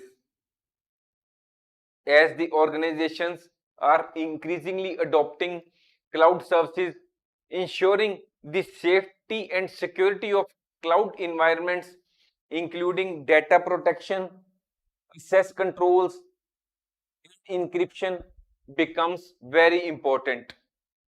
To protect cloud-based data and networks, there is a growing demand for robust security solutions and practices. There is a need on the part of the organizations as well as the individuals to invest in effective cloud security measures so that the integrity and the confidentiality of the data is maintained.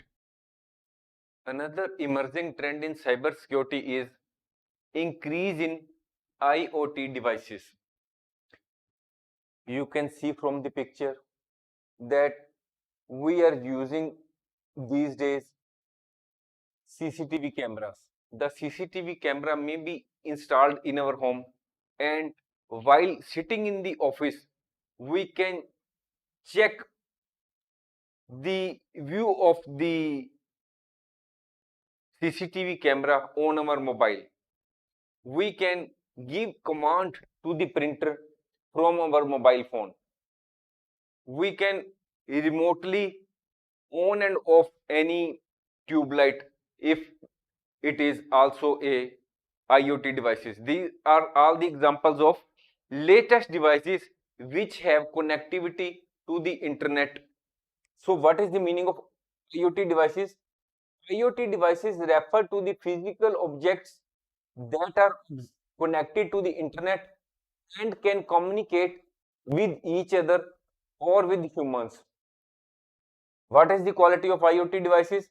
They have sensors and other technologies that allow them to collect and exchange data over a network without human intervention.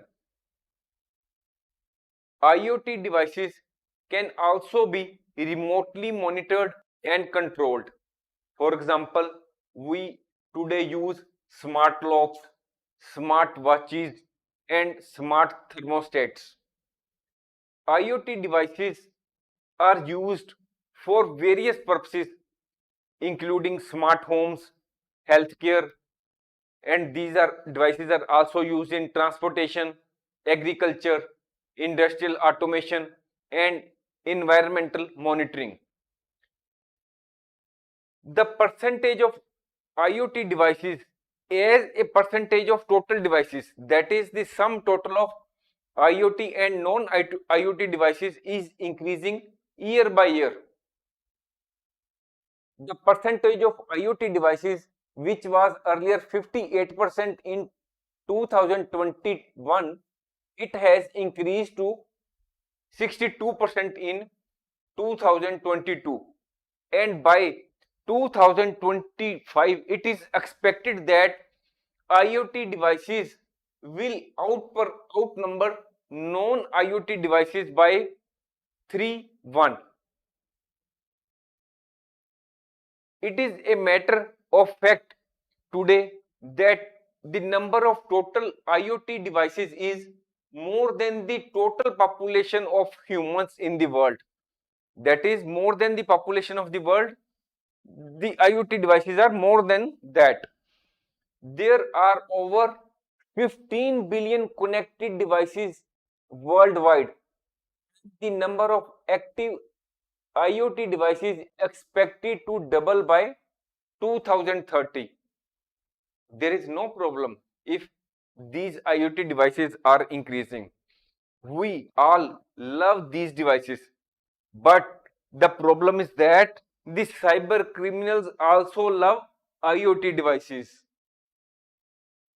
The major issue with IoT devices is that the cyber criminals that the IoT devices make it possible for an individual or a company to conduct new and different cyber attacks.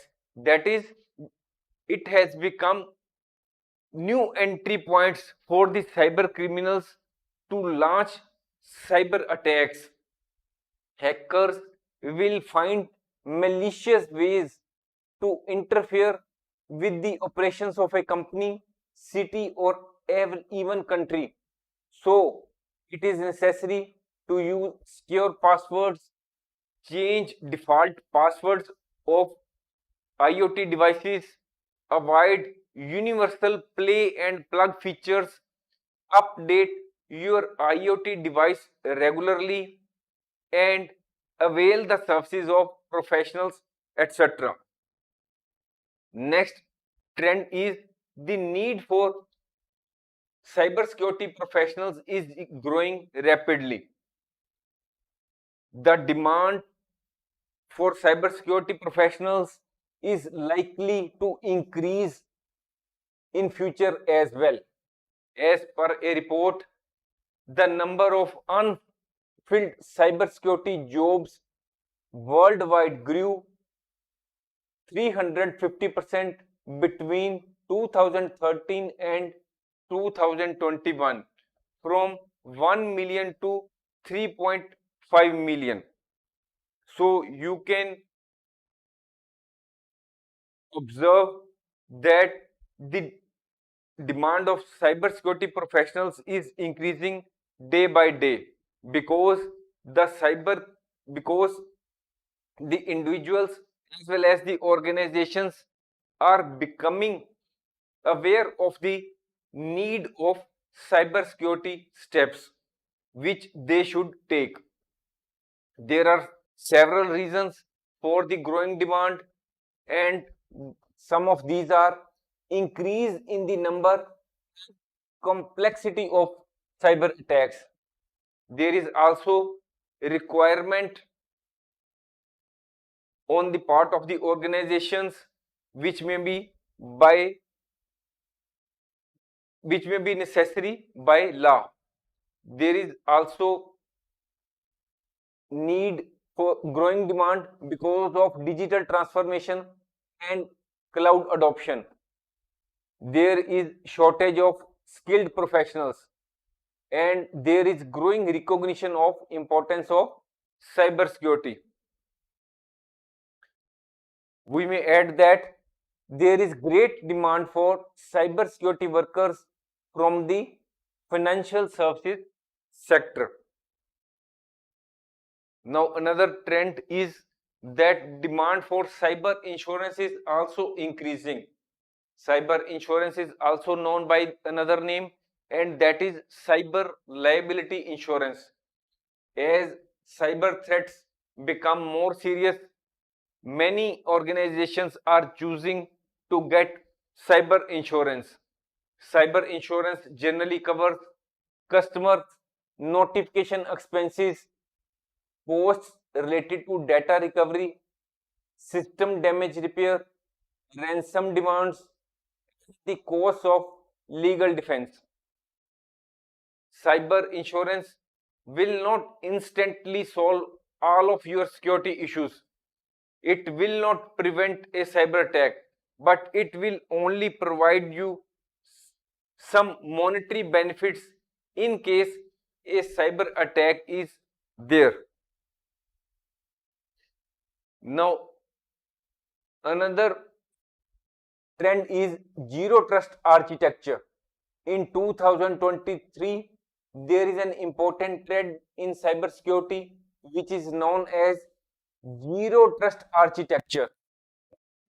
It works on the idea that every app, every user, every device which is connected to the network can potentially be a risk. That is, there may be some risk in a device or a user which is connecting to the network.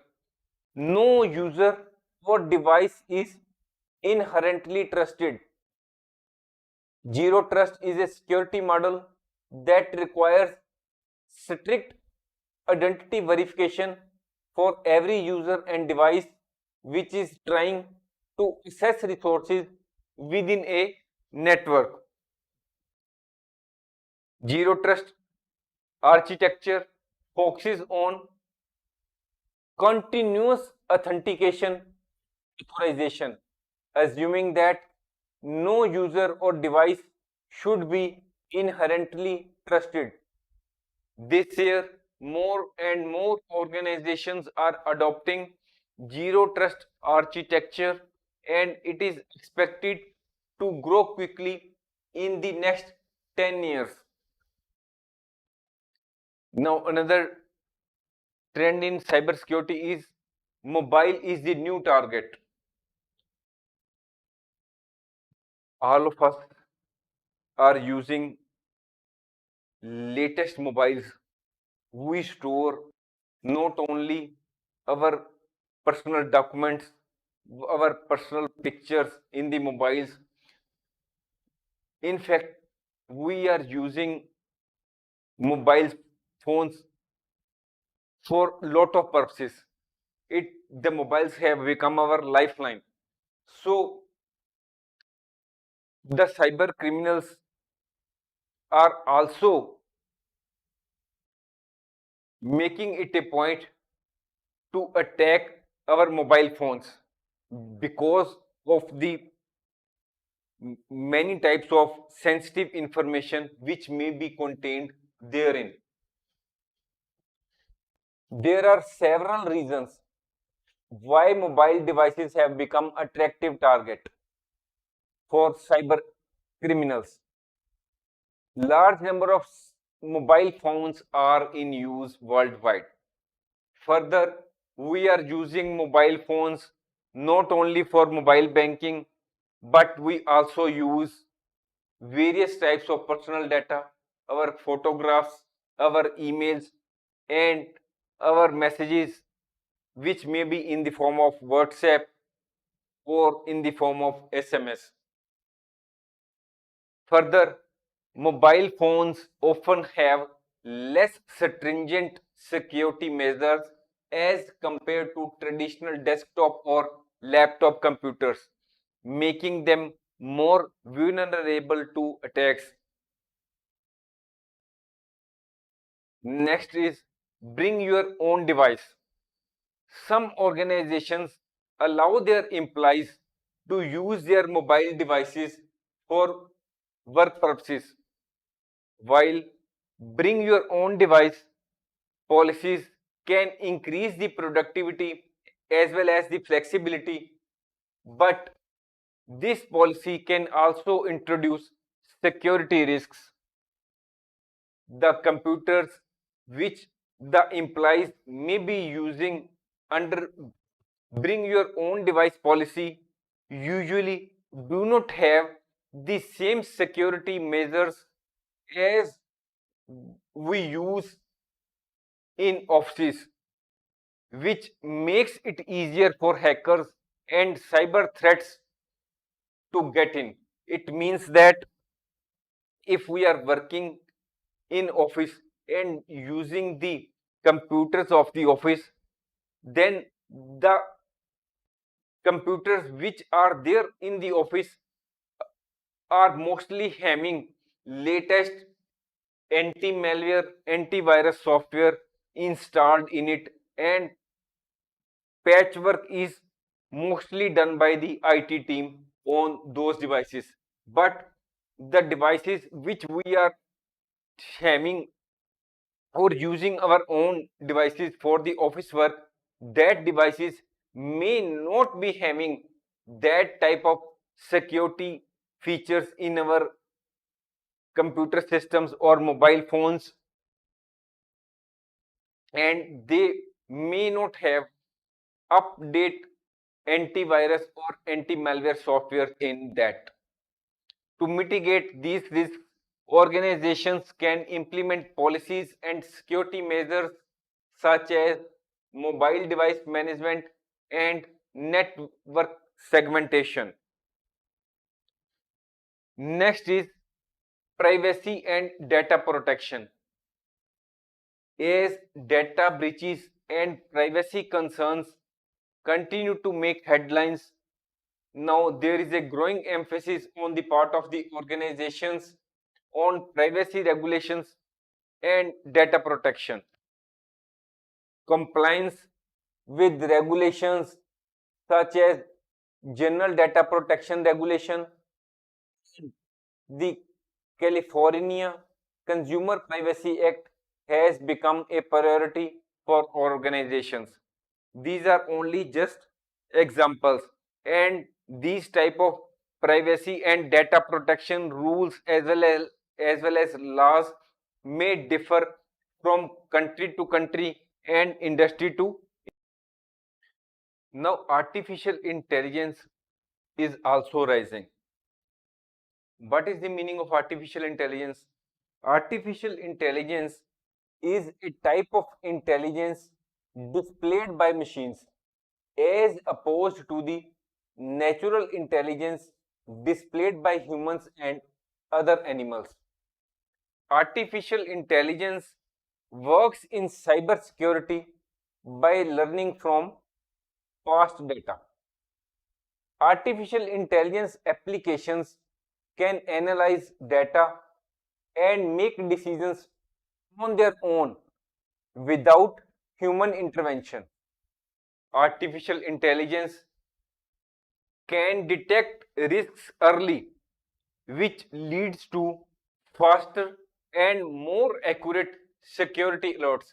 It means that when there is an suppose cyber attack on any organization, the artificial intelligence will detect that risk early, and so that the necessary action may be taken accordingly.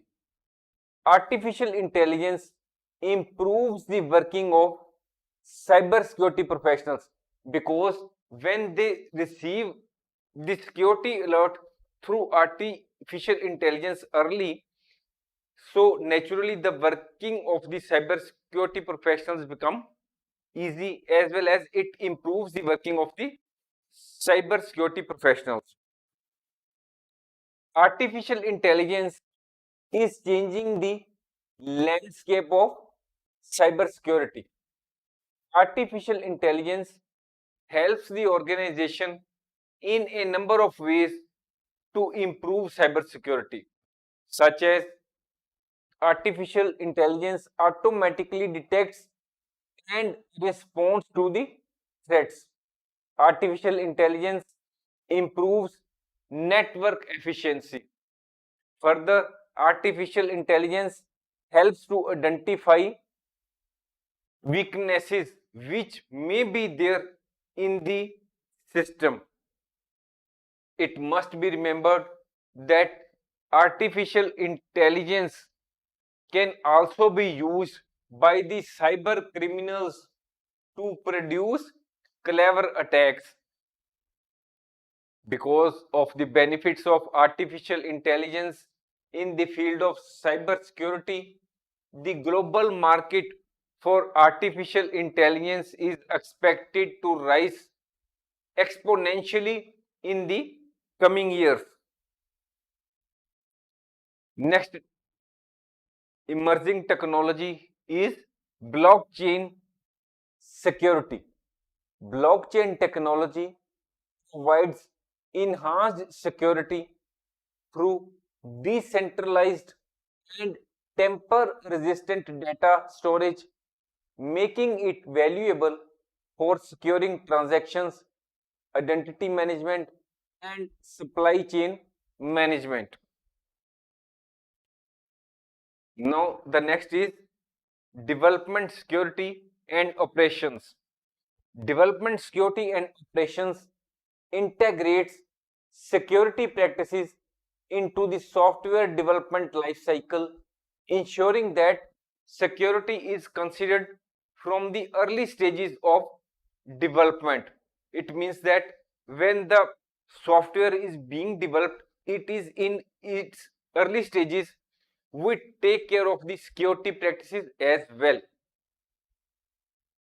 Development security and operations promotes collaboration between development, operations, and security teams to build secure applications and systems.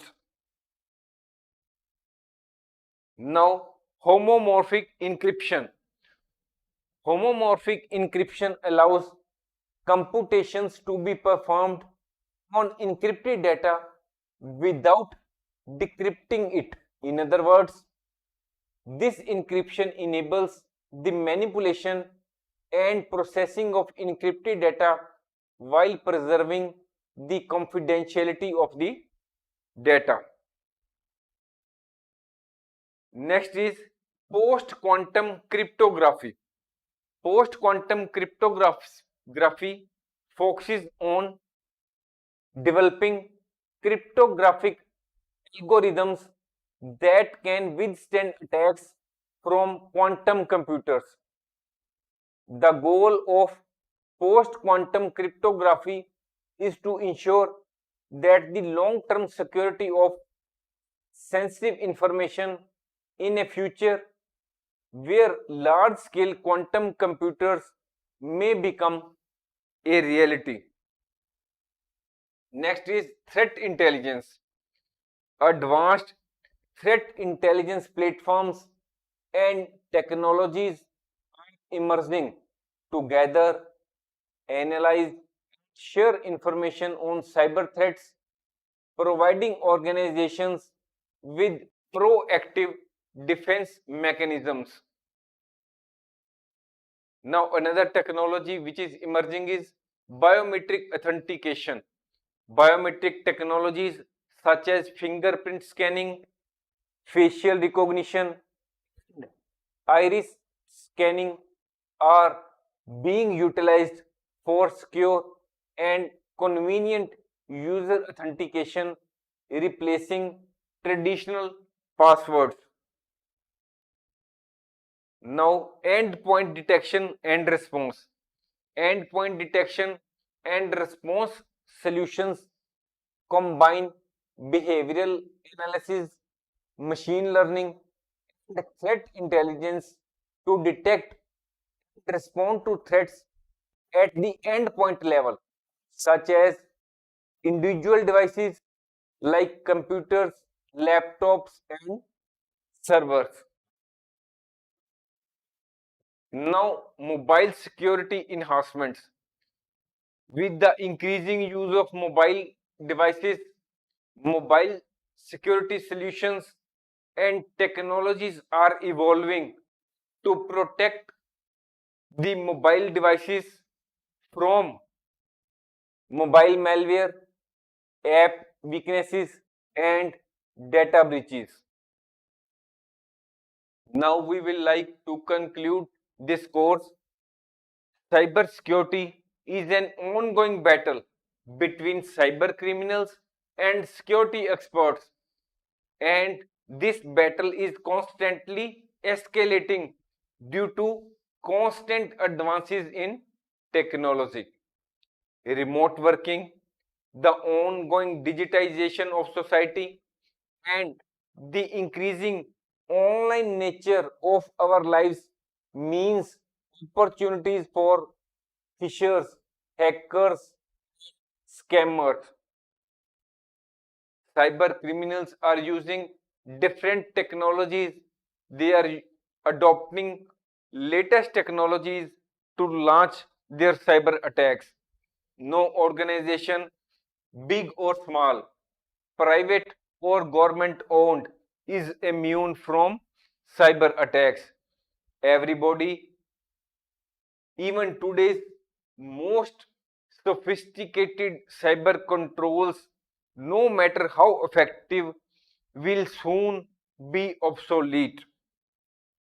Whether attacks are increasing or decreasing, and regardless of their severity, companies must continuously invest in cyber security measures. Staying updated with these emerging trends is crucial for organizations and professionals to effectively protect their systems, networks, and data from evolving cyber threats. Our today's topic is cybersecurity is a broad concept. After going through this course, the students will understand that cybersecurity covers network security, web security, wireless network security, and mobile security. The students will understand that by addressing network security, web security, wireless network security, and mobile security, the organizations can establish comprehensive security measures to safeguard their digital assets and maintain the confidentiality, integrity, and availability of their systems and data. The students will understand that cybersecurity is an ongoing and ever evolving field that requires constant vigilance and proactive measures to counter the evolving threat landscape. The students will understand the various steps involved in incident response. They will also understand that incident response process is a crucial component of an organization's cybersecurity strategy. The students will also understand that the organizations also have to comply with various cybersecurity regulations and standards. The students will learn that the aim of cybersecurity regulations and standards is to protect sensitive data, avoid legal and financial consequences, and build trust with customers. Now, the topic before us is cybersecurity is a broad concept. Cybersecurity is a broad concept that includes specialized areas including network security, web security, wireless network security, and mobile security. If we implement security measures across these areas, the organizations can enhance their overall security posture, and the organizations can protect their digital assets effectively. Cybersecurity measures also include incident response plan and compliance with laws and regulations. Now, first of all, we will discuss network security. What is the meaning of network security? Network security refers to the protection of computer networks and the data they store or transmit from unauthorized access, modification, or destruction. Here are some key aspects of network security, or in other words, we can say that we will now discuss various network security measures which the organizations can take to protect their networks from cyber attacks. First is network access control. As the name depicts, access control mechanisms ensure that only authorized individuals or devices can access the network resources. For that purpose, we can implement strong authentication methods like opting for strong passwords, multi-factor authentication, digital certificates, and role-based access control. Next point is network segmentation. Network segmentation is the process of dividing a network into smaller and isolated segments. By network segmentation, the spread of malware or unauthorized access can be contained and restricted. Network segmentation minimizes the impact of security breach. Next network security measure which we can take is firewalls.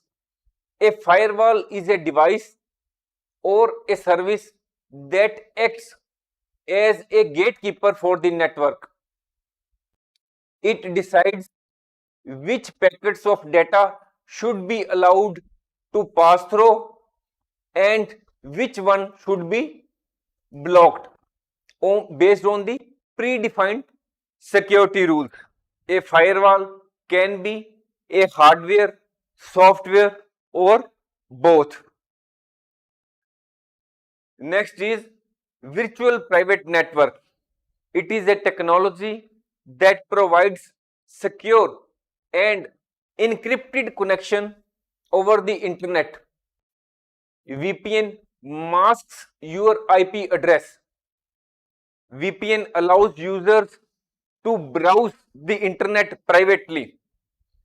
VPN creates an encrypted tunnel so that data transmitted between devices is protected from eavesdropping. You can see here that a tunnel has been created. VPNs are commonly used to enhance privacy, security, and anonymity when accessing the internet or connecting to private networks.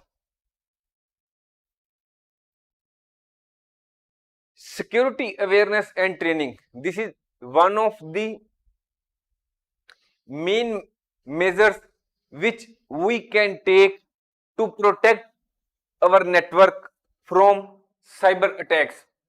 Human factors play a significant role in network security. We should educate our employees about best security practices such as use of strong passwords.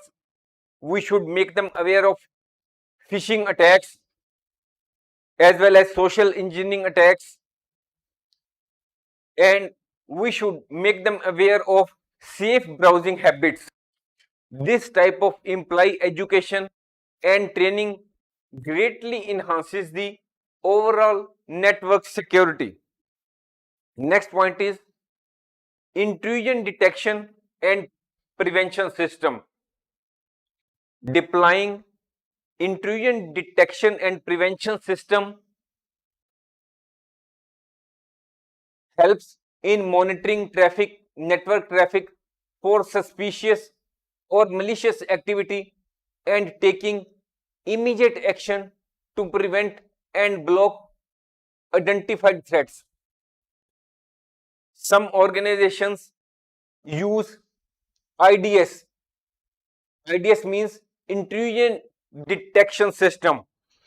The purpose of this system is only to detect any malicious activity. Some organizations use IPS, intrusion prevention system. Its purpose is to take immediate action to prevent and block suspicious activities. And IDPS is the improvement over both. It performs both the functions of both IDS and IPS. Now, the next security measure to protect our networks is backup and disaster recovery.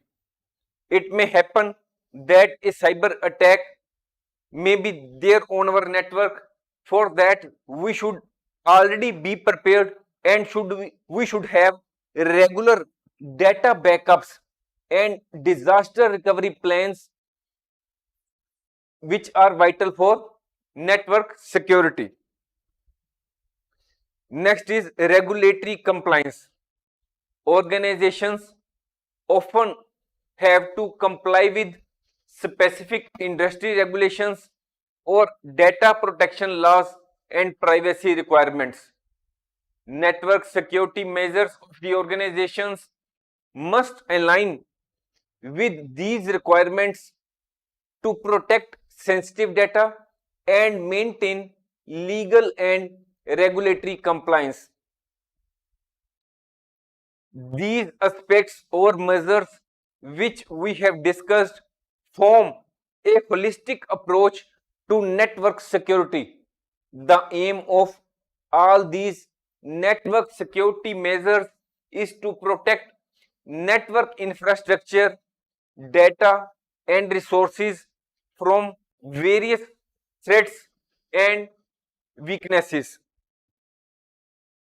We may add that we have already uploaded many courses such as tips for crafting engaging speeches, good communication skills, how to manage stress, job publication, job application format, unlocking the power of mental wellness, mastering Heron's formula, most common mistakes in English grammar, 13 useful resume writing tips, what must be in your CV, resume or biodata, past tense, future tense,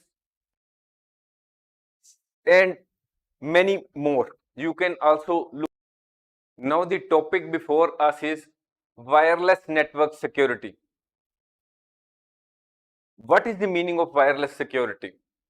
Wireless network security refers to the measures and practices implemented to protect wireless networks and devices from unauthorized access, data theft, and other security threats. As wireless networks transmit data over the airwaves, they are inherently more prone to attacks than wired networks. So there is need to implement appropriate security measures to protect wireless networks and the data transmitted over them. Here are some key aspects of wireless security. That is, now we will discuss some of the wireless security measures which we can take to protect the wireless networks. First is encryption. What is the meaning of encryption? Encryption is crucial for securing wireless communications. It involves encoding the data transmitted over the wireless network so that only authorized parties can decipher it. Decipher means decrypt it, because when the data has been transmitted, it has been encrypted, and when it reaches the other side, the other person needs to decrypt it. Ensure that your wireless network is using Wi-Fi protected access 2 or Wi-Fi protected access 3 encryption. Avoid using outdated and insecure encryption protocols like WEP. Next security measure which we can take in respect of wireless networks is authentication. Authentication means only authorized users can access the wireless network. For this purpose, we should use strong authentication mechanisms such as strong passwords, digital certificates, multi-factor authentication, or biometric. It will help to ensure that only authorized users can access the network. to create a unique and complex password for your Wi-Fi network. A combination of letters, numbers, and special characters is recommended. Next point is network access control. Implementing proper access controls helps regulate which devices and users can connect to the wireless network.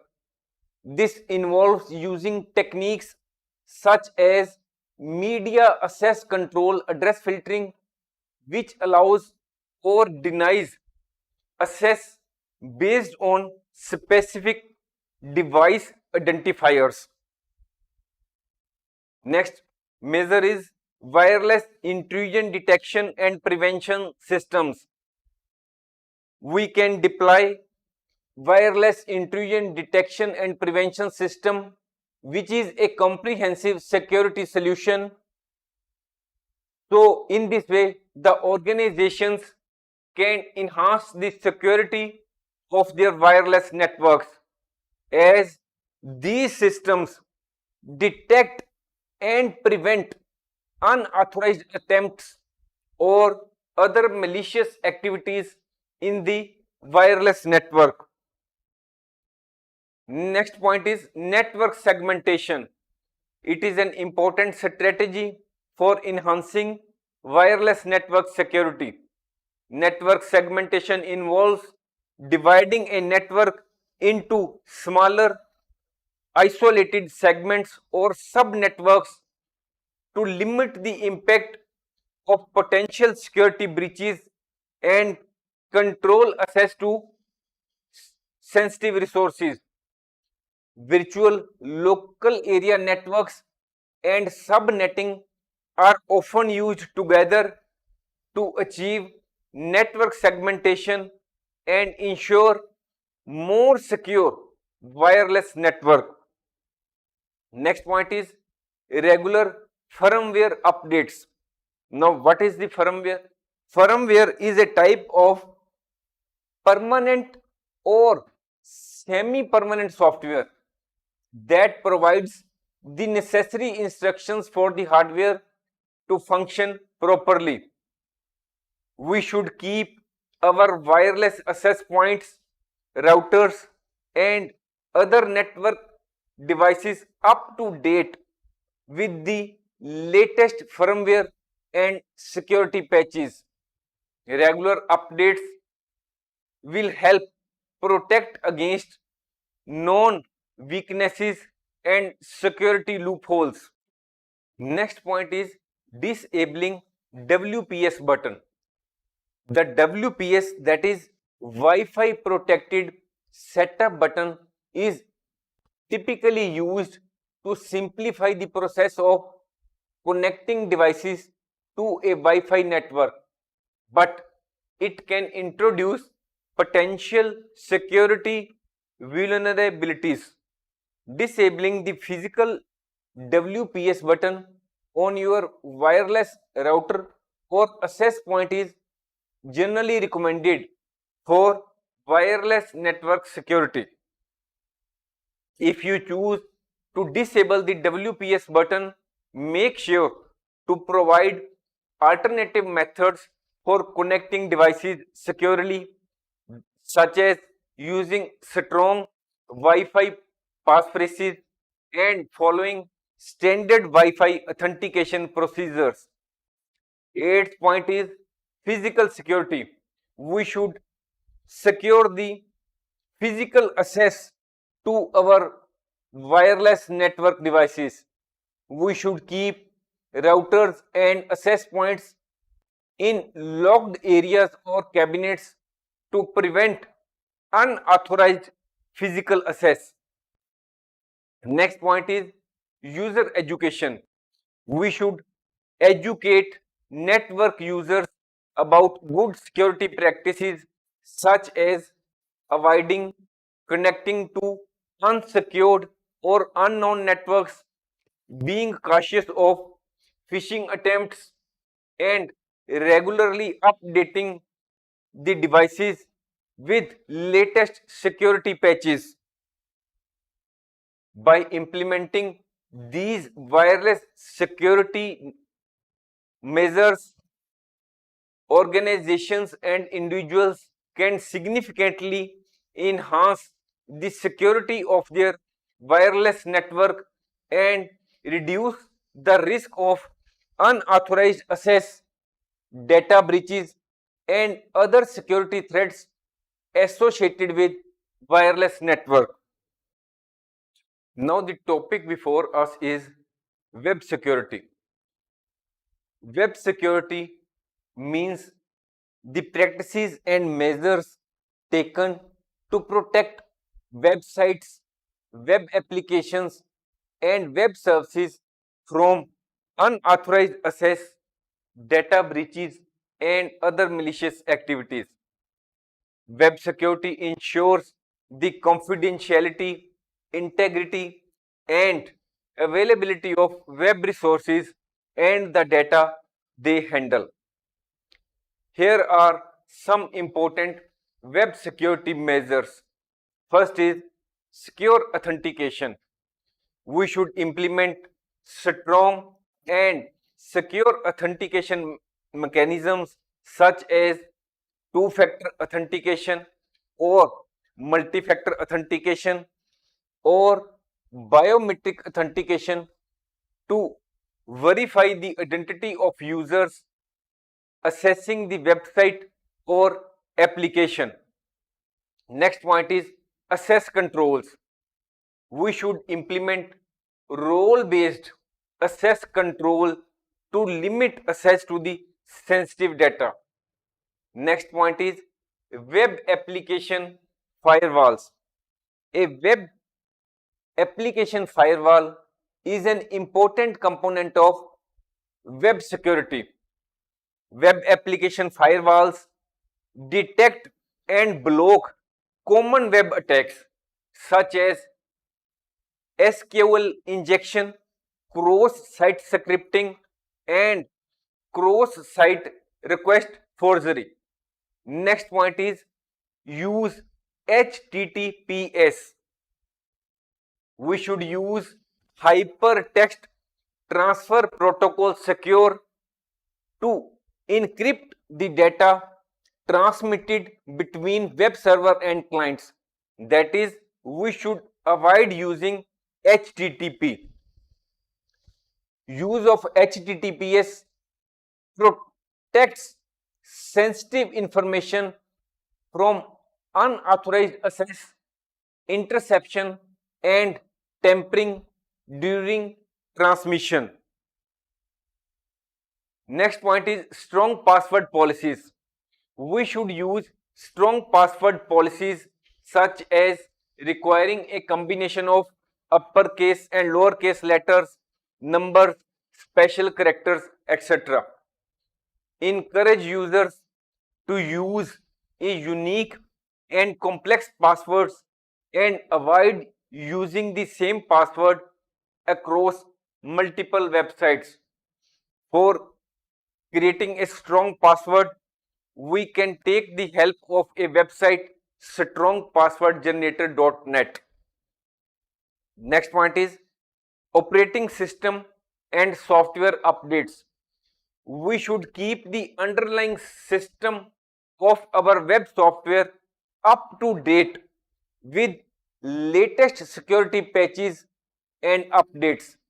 Additionally, we should ensure that all software components such as web server software, the CMS, plugins, themes, and frameworks are updated regularly with latest security patches.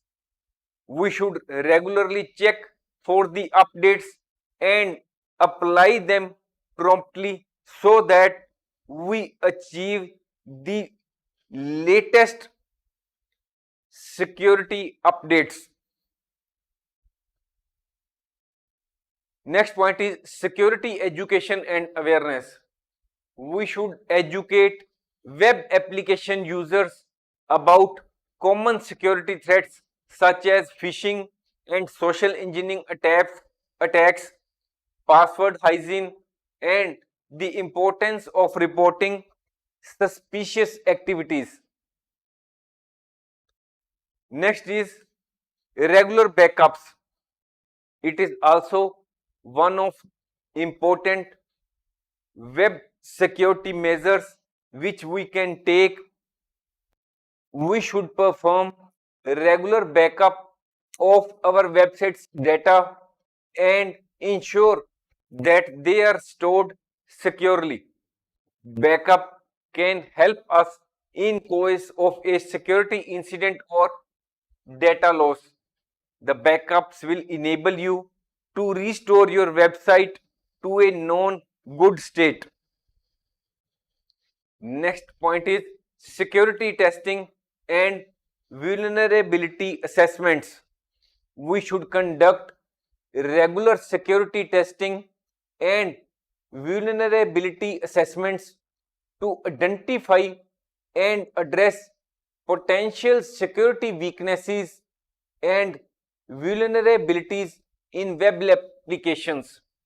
Remember that web security is an ongoing process and it requires continuous monitoring, updates, and improvements to keep up with the evolving threats. Now, the topic before us is mobile security. Mobile security means the protection of mobile devices such as smartphones, tablets from potential threats, weaknesses, and unauthorized access. We are using mobile devices for various purposes, and the usage of mobile devices is increasing day by day. The number of mobile devices the world over are also increasing, and we are using the mobile devices for storing sensitive data in them. So it becomes all the more important for us to protect our mobile devices so that we may protect our personal information, business critical data which is stored in our mobile devices. The key aspects of mobile security include: first is device lock and authentication. We should implement strong device lock, such as we should use strong passwords or biometric authentication such as fingerprint or facial recognition to prevent unauthorized access to the device itself. We should avoid using guessable passwords or sharing them with others. Next point is software updates. We should regularly update our mobile device operating system and applications to ensure that we have the latest security patches, bug fixes, and feature enhancements. Outdated software can contain many weaknesses that cyber criminals can exploit. Next point is app security. We should download mobile apps from trusted sources such as official app stores, for example, Google Play Store, Apple App Store, and we should be cautious of malicious apps. Be cautious of apps that request unnecessary permissions or exhibit suspicious behavior. Fourth point is app permissions management. We should review and manage app permissions on our device. We should grant only necessary permissions to applications. For example, if we download a flashlight app on our mobile device and the said app requests for access to our contact list or photographs, we should consider that this app is suspicious and we should deny the permissions. Next is mobile device management. If we are using mobile device for work purposes, we should ensure that it is enrolled in a mobile device management system. MDM solutions help enforce security policies, manage device configurations, and remotely wipe data if a device is lost or stolen. Next is secure network connections. We should use secure Wi-Fi networks and avoid connecting to public or unsecured Wi-Fi networks that expose our devices to risks. We should use virtual private network when accessing sensitive data or conducting transactions over public Wi-Fi networks. Next security tip for mobile devices is data encryption. We should enable device level encryption to protect sensitive data which is stored in our mobile device, even if our device is lost or stolen. Encryption ensures that even if unauthorized individuals gain physical access to your mobile device, they cannot access the encrypted data without the decryption key. Next is mobile device security software. We should install a reputable mobile device security software such as antivirus and anti-malware software that can detect and protect our mobile device from malware, viruses, and other mobile specific threats. We should keep the mobile device security software updated for the latest protection. Next point is secure data backup and storage. We should regularly back up our mobile device data, including contacts, photos, documents, and important files. We can use secure cloud storage or encrypted external storage to safeguard our data. Next point is remote tracking. Remote tracking is a mobile security feature that allows users to locate lost or stolen devices. It is crucial to configure and activate remote tracking features in advance. It will ensure that, and we should ensure that the device is connected to the internet for effective tracking and remote control. Next point is user education and awareness. There is need to educate the mobile users about common mobile security threats such as phishing attacks, malicious apps, and mobile malware. They should be educated that they should not click each and every email which may download in their email inbox. There is need to tell them that they should not reveal sensitive information if there is any message from any organization to reveal the same.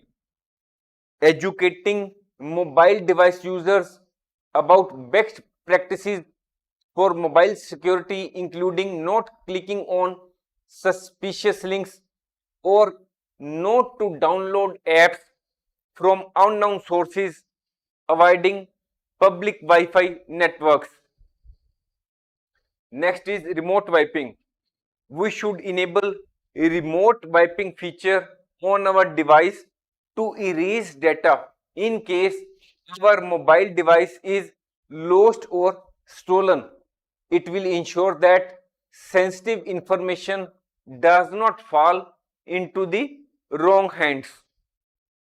By implementing the mobile security measures, users and organizations can enhance the security of their mobile devices and also protect the data which is stored in the mobile devices.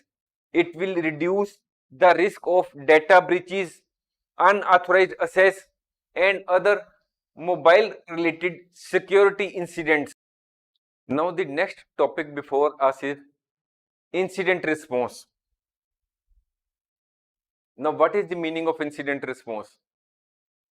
There may be a cyber attack on a organization. The organization has to think in advance what will be the response if a cyber attack happens. They have to think in advance and make a plan that these persons will be responsible for taking appropriate steps and what type of actions will be taken to ensure that the minimum damage is done to the organization and the organization is able to recover from the cyber attack quickly. So now we will read in actual what is the meaning of incident response. Incident response is a plan used following a cyber attack. IT professionals use incident response plan to respond to security incidents. Incident response refers to the systematic approach taken by an organization to address and manage security incidents effectively. Incident response involves a series of actions and procedures designed to detect, respond to, mitigate, and recover from security incidents in a timely and controlled manner. The security incidents may include data breaches, network intrusions, malware infections, denial of service attacks, or any other cybersecurity event.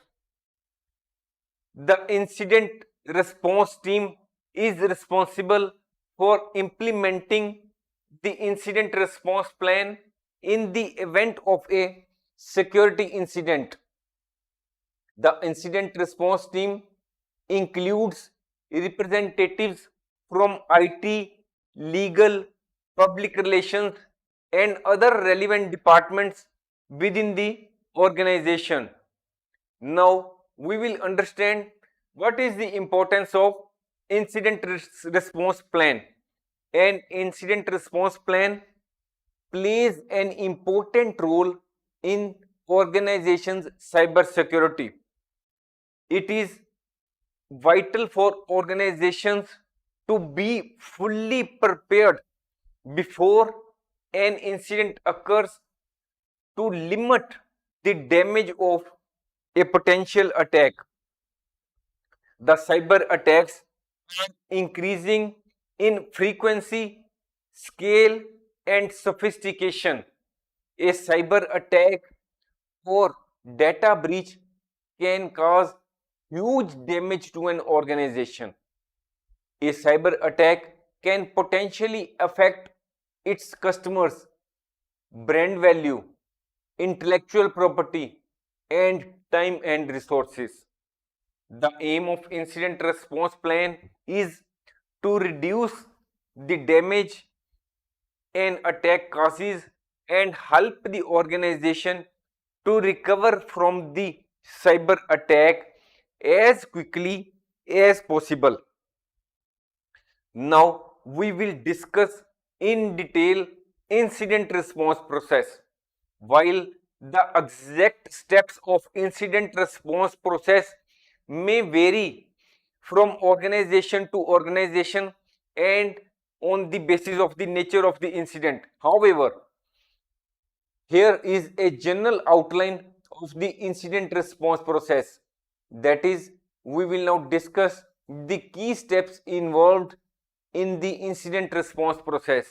The first is preparation. This phase involves establishing an incident response plan before an incident occurs. It means that it is not that this any incident has occurred and we will now think what to do. We have to make incident response plan beforehand.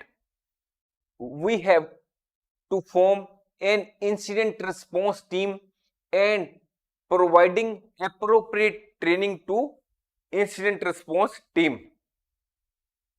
This phase includes outlining the roles and responsibilities of the incident response team. It also includes outlining the procedures for identifying and reporting incidents. It also includes that strategies for containing and recovering from an incident are planned in advance. Regularly review and update incident response plan to account for changes in technology, threats, and organizational structure.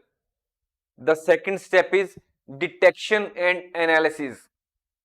The phase focuses on detecting potential security incidents, use intrusion detection system, security information and event management systems, and other tools to identify potential incidents.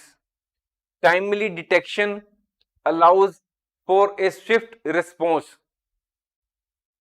Analyze the detected events to determine if they are security incidents.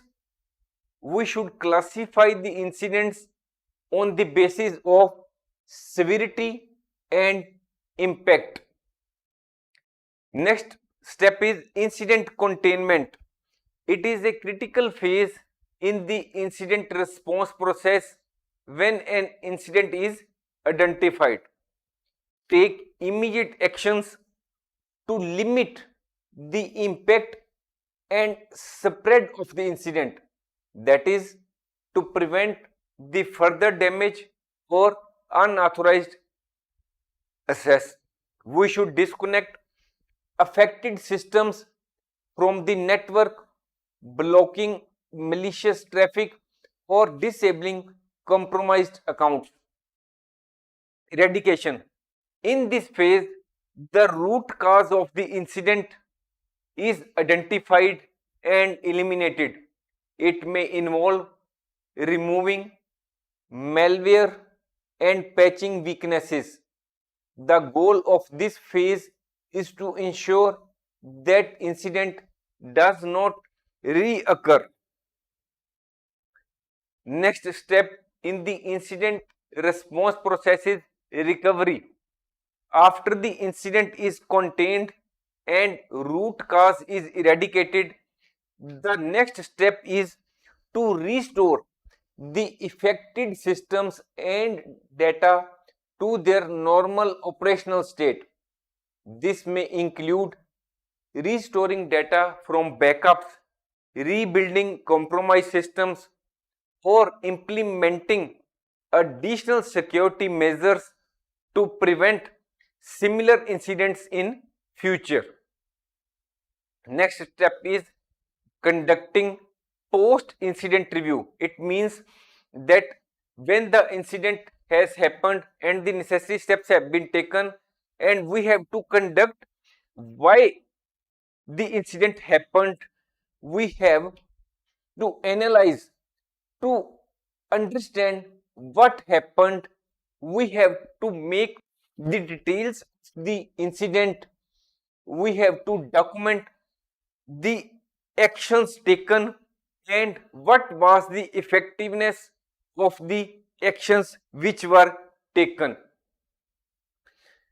It also includes identify the areas for improvement in the incident response plan, processes, or preventive measures. On the basis of the review, update the incident response plan. This review helps the organization to handle future incidents effectively. Next step is reporting and communication. Preparing incident reports to document the incident, its impact, and response activities.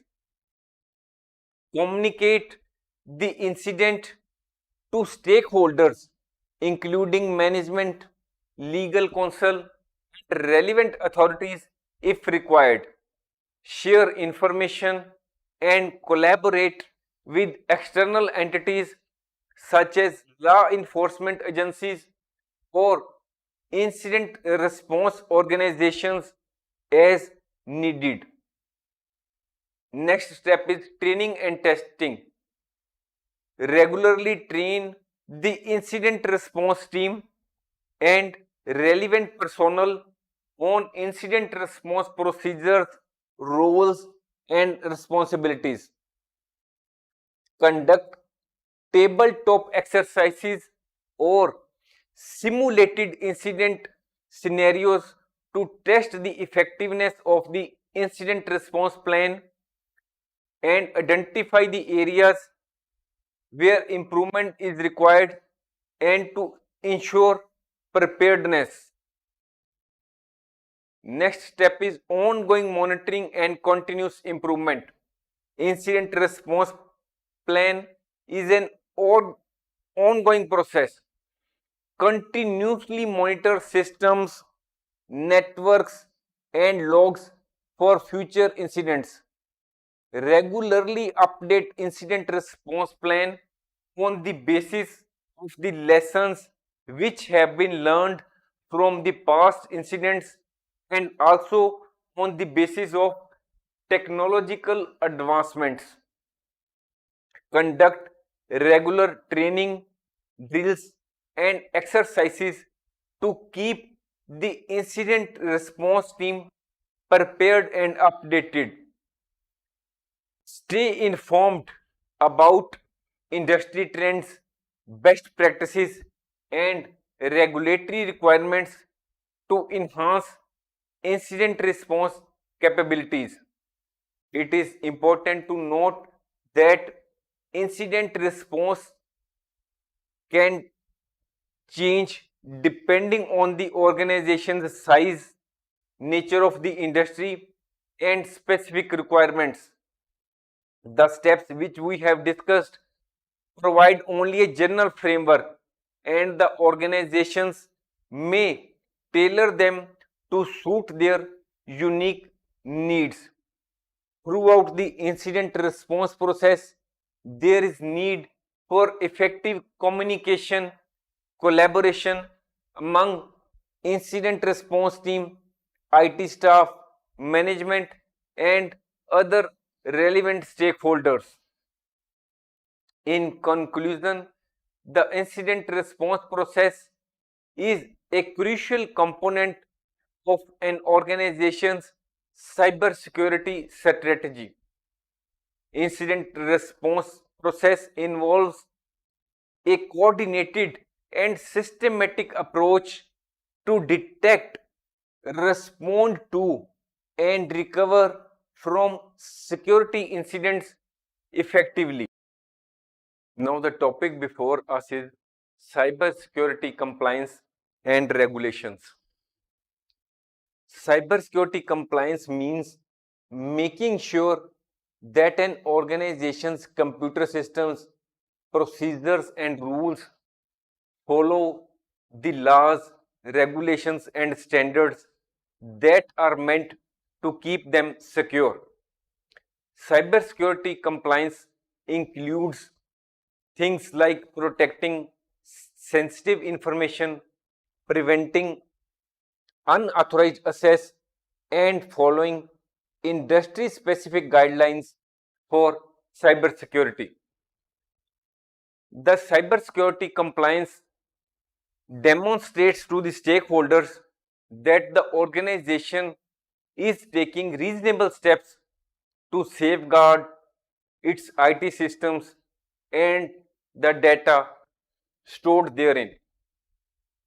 Some common cybersecurity compliance frameworks and regulations that organizations may need to comply with include General Data Protection Regulation.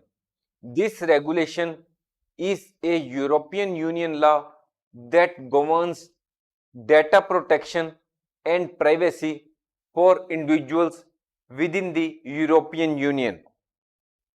Next is Payment Card Industry Data Security Standard. This standard has been formed by big payment card companies such as Visa card, MasterCard, and this standard has been formed to protect the data of credit card holders. The organizations which are dealing with credit card payments have to comply with this standard. Next is Health Insurance Portability and Accountability Act. This law in United States sets the standards for protecting sensitive patient data in the healthcare industry. Next is Federal Information Security Management Act. This law in United States establishes information security standards for federal government agencies. Consulting with legal and cybersecurity professionals can provide valuable guidance in achieving and maintaining compliance.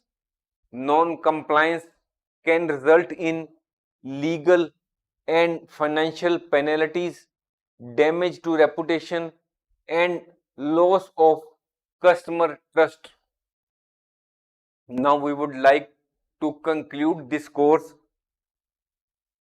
Cyber security is a very broad concept which includes the specialized areas such as network security, web security, wireless network security, and mobile security.